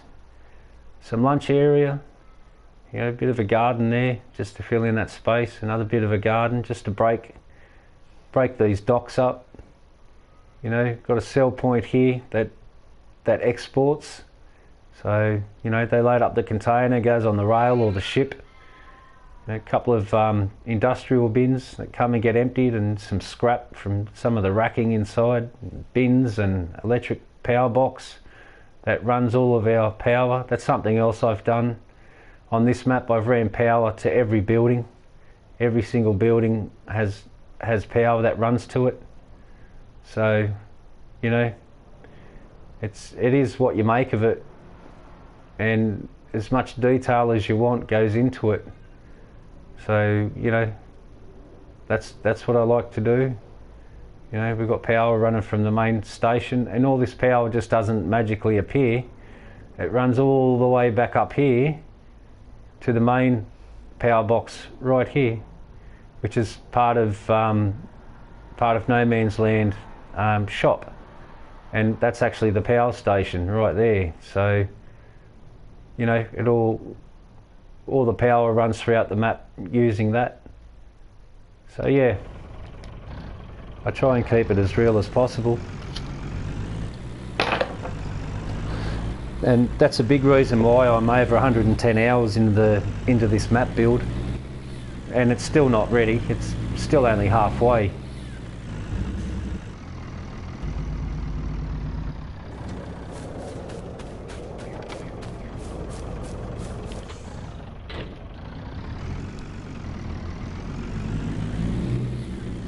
This gate's a little bit tight.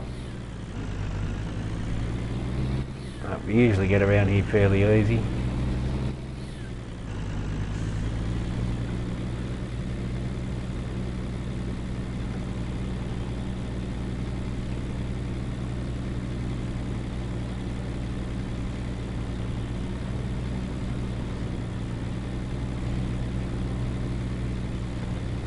And my advice is, when you build your own map, you got the whole map, so don't be in a rush to unlock everything. Just do one thing at a time. Earn a little bit of money, unlock another tile, put another building down, but concentrate on your road structures, because they will help you place everything where it ends up being. So your road structure is the most important bit of the build.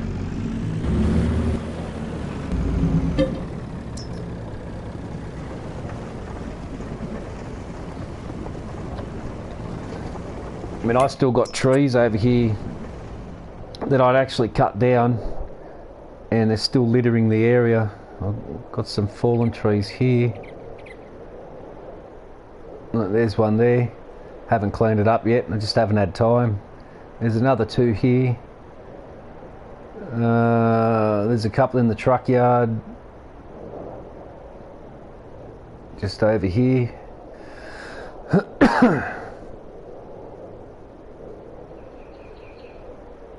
There's another one here.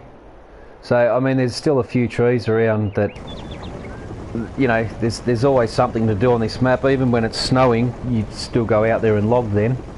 So just because I've got trees placed, I still log them. And yeah, just try and make it as real as I can. This will be it for the sugar beets. We will run it over to the sugar mill, and hopefully we'll fit it all in. Hopefully. I don't know why the camera does that. It's so damn annoying. We'll bring this to the back of the trailer, and this is the third camera. I don't understand why it does that. And I use this third camera for a wide overview. So in cab, first trailer and truck, second, and then the wide shot. And that should pretty much do us. That should be full about now. There we go.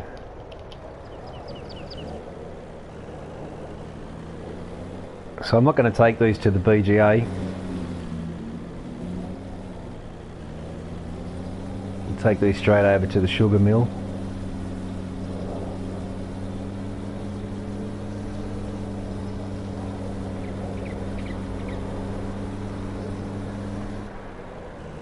So like, your road structures are everything. That's my best advice.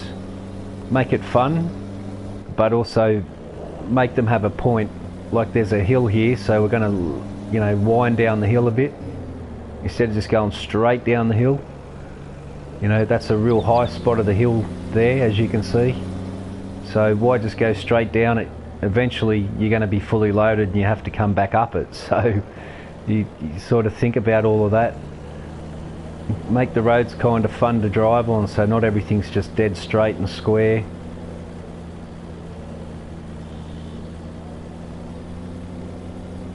And it's a lot more enjoyable.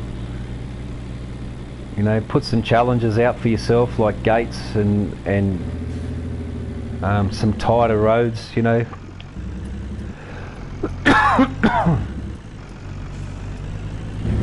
And that there's a deliberate cut, where I've got the grass out of here taken out. The gateway's gonna come around here. Whenever I put a new building in, it'll sit back, and this gateway will come down, and probably a fence to get in and out here. But that's so I can get the big trailers together to come out. I used to run 3 trailers actually,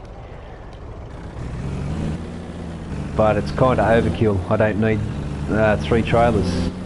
2 covers it. You know, like turns like this, power pole and a fence on the corner. It's you know, make things challenging but not difficult.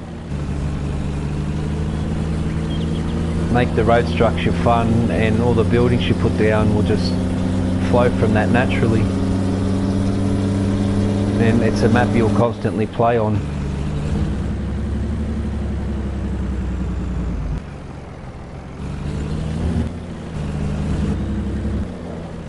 And we've got to hug this really wide and then cut in sharply. Oh no, you don't, game. It'll always put you towards a collision as well, this game. It just does it. It's how it's programmed.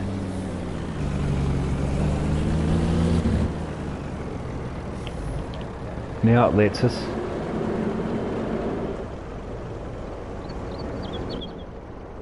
So to get this trailer to line up, we're going to have to hug this wall, and that tree straight ahead is going to be in the way. So it's going to be somewhat challenging to get this trailer emptied, and we've still got some turning room there, but it's going to be a challenge, no doubt about it.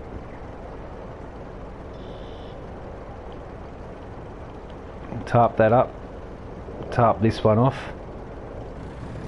So we want to keep bringing that trailer over. Now the dolly's squared up, we hook back out, we'll empty. We should just miss that tree, but then we've got to keep it fairly straight, just to make sure. These are fairly long trailers, so... Oh, are we full? Why did that stop? Yeah, we're full.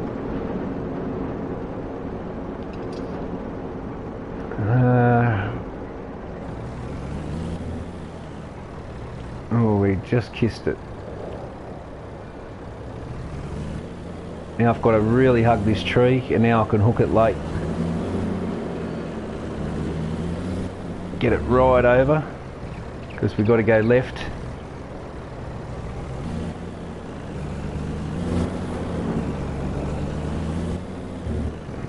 Give a late turn and we'll miss that inside fence there. Lovely. And same here. And we'll head on over to the BGA, drop these ones off there.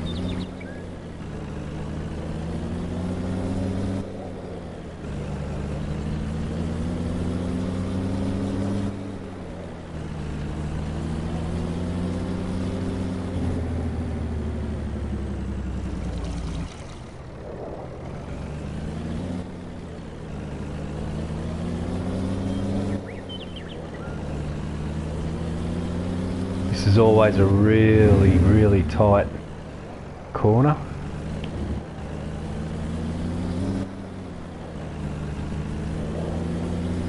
And off to the BGA. And the BGA's out the back of the mine.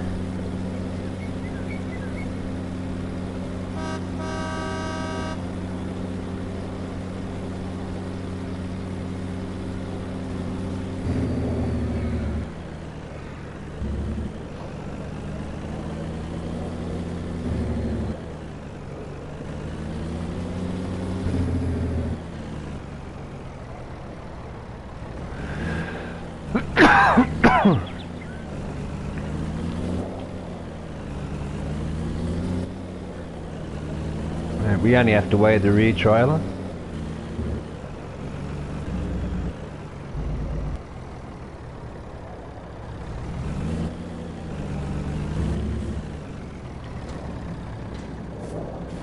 We'll go and get our weight ticket. And that rear trailer's almost 55 tonne. Thank you, sir. I'll go and drop these off now.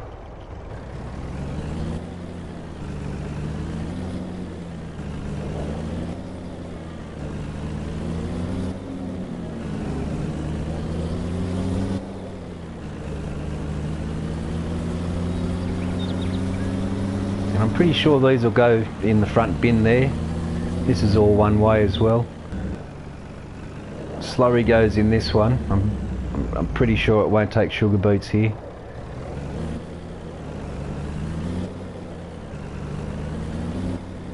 Oh, that's still got slurry there.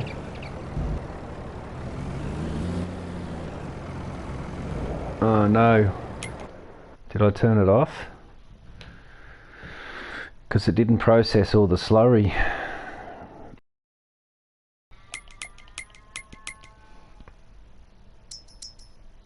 Oh, it's on.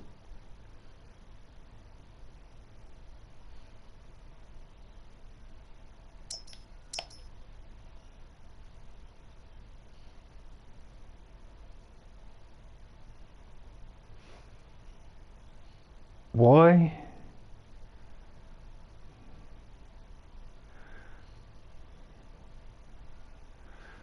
Why is this not running?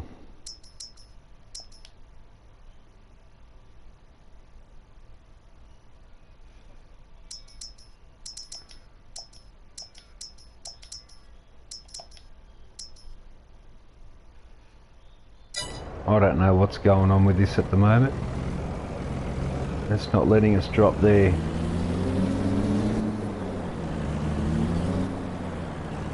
Those other pipes in the ground, they're there for slurry. This one's digestate.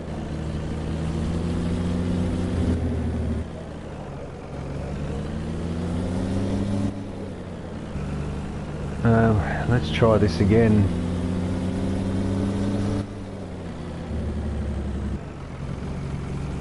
It's not working out the way it should. I'll try and hug it a bit closer.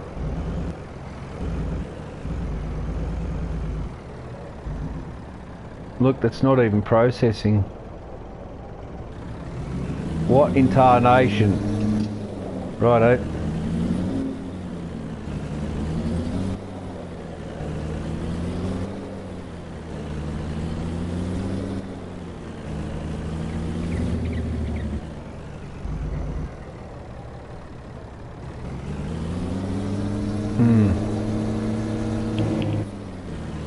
Just the gear again. We'll just drop these in here because I am going to put the sugar beet processing factory down as well. So, just out of curiosity, I'm going to see what's in here.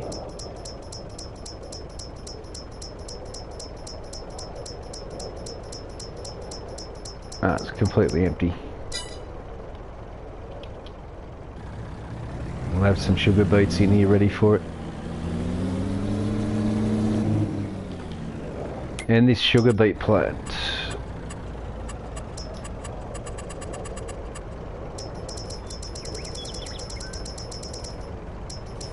And there it is there. I'll end up, I'm not going to do it now, but I'll end up putting this here.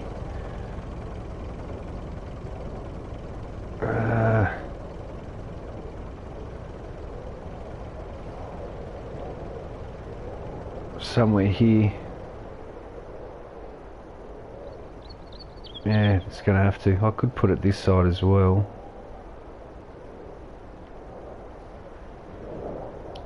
But anyway, that's for another time and another day. That's it now. We'll go back to the yard, the truck yard. We'll drop this off.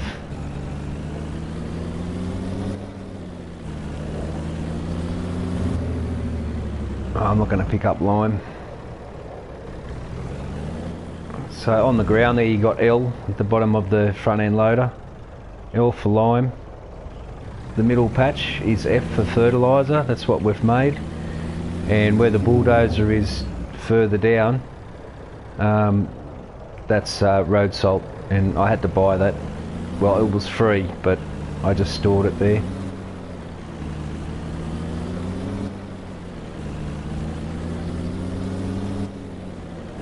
So road structures, everything. That's why these roads are sealed. That means they're the main route through the map is the sealed road, and all the other roads are all country roads, just dirt.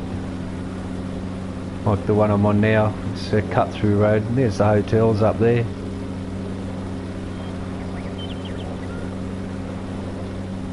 And back onto a sealed road. And this road runs straight through to the shop, if anyone knows this map.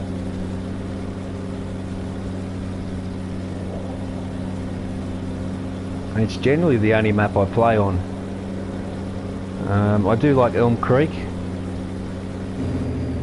I've got Southern Cross there, but I don't like it. It's glitchy with animals. There's only certain animal pens you can put down, and it's not all in-game animal pens. It doesn't allow you to put all the in-game animal pens down. Even though you've cleared the area and even though you've flattened it and whatever, it still says not enough room, not enough space. Like, it just comes up with all sorts of ridiculous things. So the only reason I had Southern Cross was because I know where it is, and it's in New South Wales, Sydney, Australia, and so it's ridiculous, man. It makes my blood boil when Giants test these mods and they release them to us, right, saying yep, they're good and they're fine and they pass, and when people like us download them and use them, there's all sorts of problems. Like, okay, that's only a little problem, it's a camera thing, right? But still, it's not tested properly, is it? The mod's still not tested properly, and that's my point. Giants are just so amateurs. Here's the warehouse. This thing's incredible. I've got some bales in here. I'll flick these lights on. All doors, all docks work, everything. I've actually cleaned it out. We should only have a honey pallet, or I also took the honey out. We just got some grass bales down here that I've got to take back to the farm. We've got some butter in here still, I believe. Yeah, still got some butter left over. But all the wool has been sold. Like, I bring everything here to sell, and I back my truck onto this dock and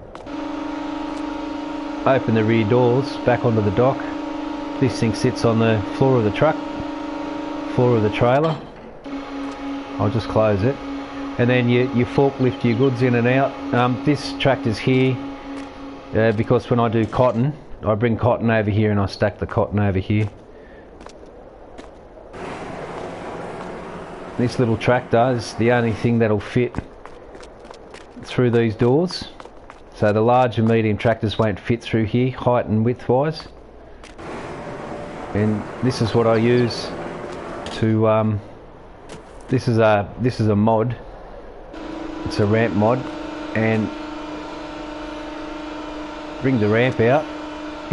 It drops just shy, and then we put this one out on top of it, and it's a perfect little deck.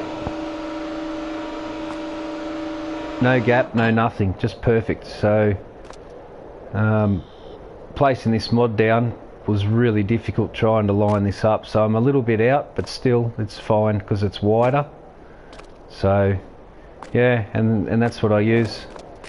I bring the cotton truck here, and then I unload it and drive the bales in here.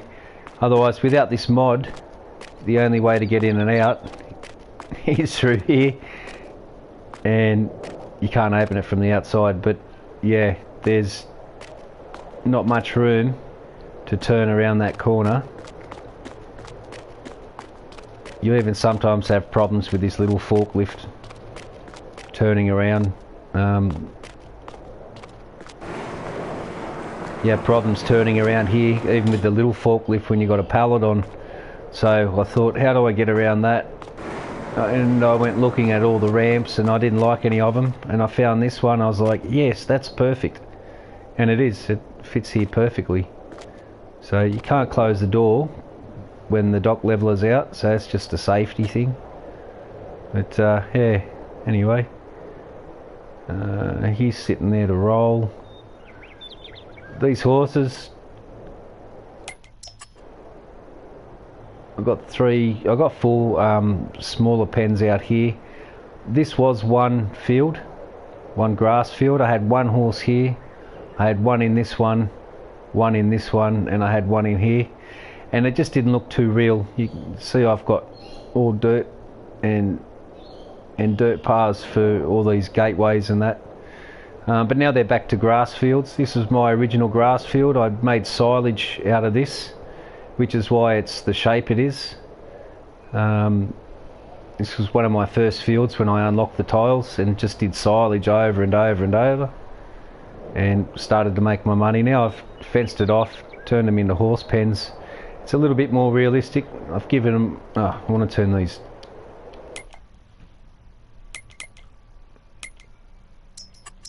I want to turn the zone markers off. That's better. So yeah, they've all got a horse trough and one horse in each. So, and here's the windmill, and it pumps the water into these. Each horse pen has its own. So it's just little tiny things like that. They make all the difference, you know. And those horses eat and get water from this one horse that you leave in here all the time. So the hay, the water and the feed that horse uses, automatically these guys get the exact equivalent, so they don't die. You can just leave them out here. Now I don't do the daily rides very often. The horses are probably dirty, and I don't care. The horses I've got here are just for aesthetics of just having horses on the farm, you know. That's all it's for. And my chicken coops, they're pumping eggs out again. We just took a full load of eggs last night and got an unbelievable amount of money. This is where my honey used to spawn, but it's no longer in existence. Excuse me. So I'll get my slot count back from that building and the $2.5 grand that it was worth in here. And this field just barley or wheat, and this is where the chicken feed goes. And I also got oats here for the horses, so I don't have to run around up and down through the farm all the time doing everything. I just put a waterway in here. We've got sheep, they're cranking out the wool. Well, these guys are. Have they got any? Yeah, they got the same. So we've got black sheep, we got white sheep. Grass field, we harvested this one. This was oats. That's the main farm there. We've got more grass here. This had we harvested this yesterday. Beans. This had corn. These are our sugar cane right here. They're almost ready. They're really starting to look good. It's my biggest field, this one. It's huge. Everything I put on this field here, it's just absolutely huge in its in harvest, the amount of crop I get off it, and that's because of these beehives I've got all around it. I've got beehives everywhere. I did have one over here. I should put another one down, but I'm not going to. We've got one just down here anyways, somewhere. And that's down here between these two fields. So I should have one or two more over there. That doesn't really matter. We got the midfield silo. This is in the middle of the farm. It's that silo there. We got sugar beets growing. We got more corn here. So there's the farmhouse up on top of the hill. Oh look, these are almost ready. Tassels are done. Cobs are out. we'll be harvesting this cornfield tomorrow, I would say. This is cotton. This is the potato field that we just harvested now.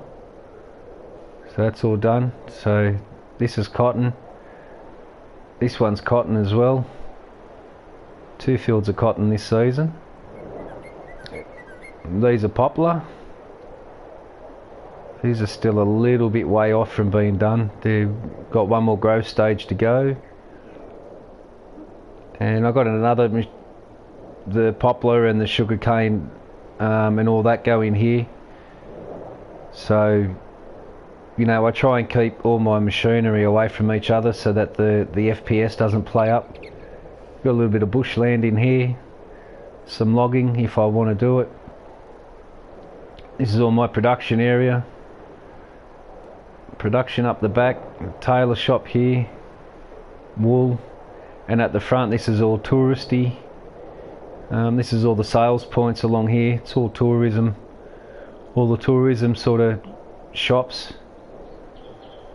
And the bakery down on the corner, best pies in no man's land. And so this is the foreshore. We've got a walking bridge that gets from one side to the other, and some fishing piers over here. We've got the pub, and then we got the entrance up to the hotels. We've got a sales point here to cater for the hotels, and we've got an area for the people who stay here just to, I don't know, have a shindig and whatever here, and just some parking, and some paths that wrap down and around. We've got water runoff drains, so when it rains heavy, all the water drains in here from the roads and whatnot. So I kind of try and make it realistic as far as I can, you know, some play sets and, you know, stuff like that. Fireplaces. It's a shame these don't light up at night and glow red, but there's wood here for them. So they drop their money in the yellow box here, and they can take some wood out and have a fire.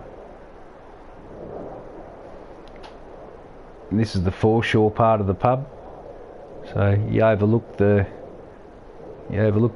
water while you're having a bistro meal and a few quiet beverages. So got some room here for the kids to play and whatnot. Sandbox and all that stuff. Some barbecue areas here, and another barbecue fireplace here, and some timber there for them. So, like, you know, you never use it, but it's just here. There. This was the grape and olive oil processing plant. I had the silo here. I had the grape shed here for all the grape equipment. Had the olive shed here for all the olives. That's what the O is on the ground. O for olives. And I had grapes on this patch and olives on this patch. I just didn't want to do them anymore. I just didn't find it. I found them frustrating, and when things frustrate me, I usually get rid of them. I don't sort of stand it out too long. 2 weigh stations, one in for one out. The office, the BGA where we've already been. This is all the mining. This is where they get all their lime and some of the fertiliser that they dig up. And this is the side entrance for little vehicles and workers, and they can come along here, go up and do their jobs, and then they can track it back down around here and go where they've got to go. So I'm actually building another no man's land, but it's a small mining town. I haven't played that one for a week or two. L for lime, F for fertiliser, S for salt. Everything's barricaded in, and it's all stacked up. Bulldozer pushes it all back in after you load up, and I use this front end loader to load everything. The lime's rather heavy. This could use a counterweight on the back, but I haven't found anything that fits on it properly yet. I know there's a mod there, I just haven't got it yet. and this takes water and stones. All the stones off the field come here, and I'm actually going to store stones over here. Put the stone storage here, so the front end loader can run the stones over and dump them in, and I just do a water run out here now and again, and then you can unload lime from outside. You don't have to ever come in here to the working area. Yeah, that's the map so far. I think I am going to put the timber mill down here. I think this is a good spot for it, this area, just off the main road there. So I think it's a good spot. And we'll do a wraparound road. I'm not going to use this hilly bit. We're going to wind up the hill and come back onto it. And I'll put some homes up here, make this a little suburb that overlooks the back of our farm. So my farm actually ends here at this field. Here's the back of my farm here. Pretty much this road, that's the last of my field there. So I'll probably have a gate through here and just fence this off, fence all this off, and in here I should put some more trees, some more logging sort of trees. Yeah, this is the back of the property, road that wraps around, just for a bit more fun, instead of just cutting it through and making everything straight lines. You know, just give it a bit of, you know, make it look like it's worn and wearing in. Now these bulls next month in January, tomorrow, I'm going to keep 2, and I'm going to sell all the rest because I grew them up from calves from 0 months old. I'm going to keep 2 bulls in here, and I'll take some of these girls out because they're ready to breed, drop them in here, and I'll take some of these girls out. And they're up to 86 in this pen now. I had 34, and now they're already breeding without the bulls. So I'm going to take some of them girls out and also put them in here. Probably have 6 girls, 2 bulls, and then when this pen gets more than 8, I know that they've bred and we've got new calves, and I'll move the calves. I'm going to put down another pen, same as this, probably just here, the smaller one. There's one half the size of this. I could even put it here. Actually, I might do that.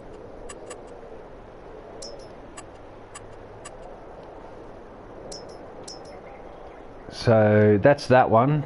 Sorry, this is the cow breeding one. It's and it's down, and this is the small one. Oh no, it's not. It's the open cow pasture. Which one's that I'm using? Oh, there. Yeah, that's just a small cow pasture. So yeah, I'll move these bulls. Actually, I should do that now. Move the bulls into here and put the girls in there, because these will breed up as soon as I sleep tonight. And I'll put the calves in here. Yeah, I think that's what I might do. And it's got a nice realistic sort of curve to it. Not demolish.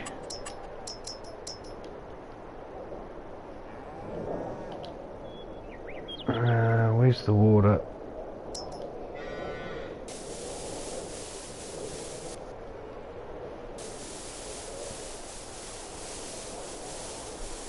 Just give them a little buffer just around the pen, so that snakes and whatnot, they'll be able to see when snakes come into the field. You know, it's just part of that role play sort of thing. And then we'll just put a small strip of grass through here and a little bit of animal mud in front of the water.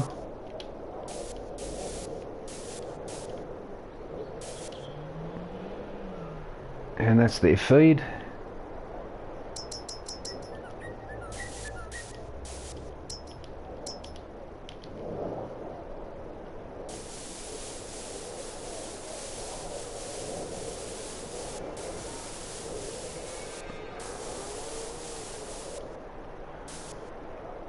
we go.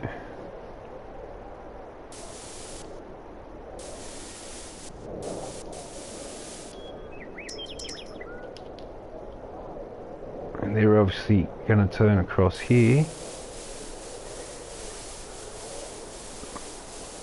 And they'll be coming from that direction.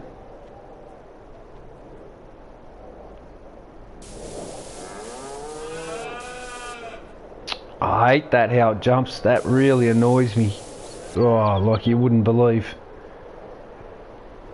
Annoys the hell out of me.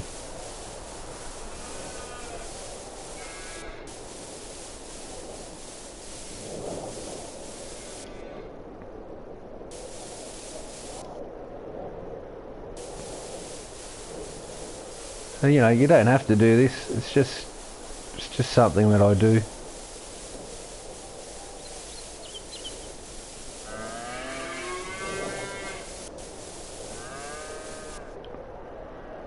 It just sort of like looks like, you know, it's well used.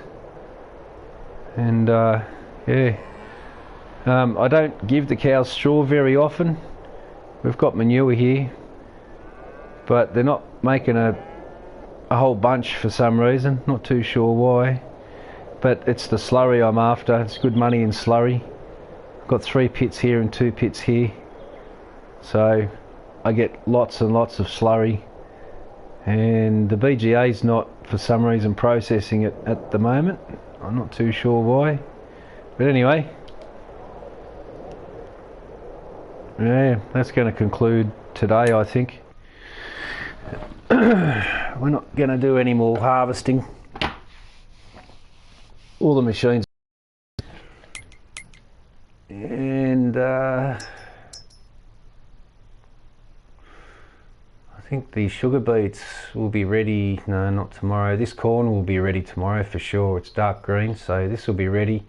We could do our grass fields again. I'm not too sure. These poplars are still another stage growth to go. They take a long time to grow. These fields are done, the purple ones. When I do the sugarcane and the 2 cotton fields, which these look like they're on the same growth stage, it's going to be a big day. We'll get this tomorrow, and then the day after will be 1, 2, 3, 4. So we'll have sugarcane going, we'll have 2 cotton fields going, and sugar beets all at once. It's going to be a stressful day, 2 days away. And probably 2 days after that, the poplar will finally be done. So this is roughly the area I'm going to put the timber mill into there, and get housing, residential area through here, and residential area is going to run the top of this mountain range around here as well. So I own the whole map now, and all the bank loans are paid. Yeah, the series is called Realism Build, FS22 Realism Build. There's 28 episodes or something, plus other ones like today that I haven't named, Realism Build. Yeah, so, and you can see I space all my machinery out, space it out vastly. I don't have big groups of machines together because that's what causes FPS problems. This here's okay, there's no problems with those 4, but I don't want FPS problems, because then the game's not smooth running anymore, and it's very frustrating to play a game when the FPS is gone on you. So always be careful. Anyway, that's our live stream today. Take care. Hopefully like, subscribe if you like the way I play, and maybe we can play together if we can sort out something with these servers. Giant software servers are pretty pathetic. If you're in different regions, you just end up in a whole bunch of trouble. 2-second delay on turning vehicles and whatnot. Anyway, take care. We'll see you at the next episode.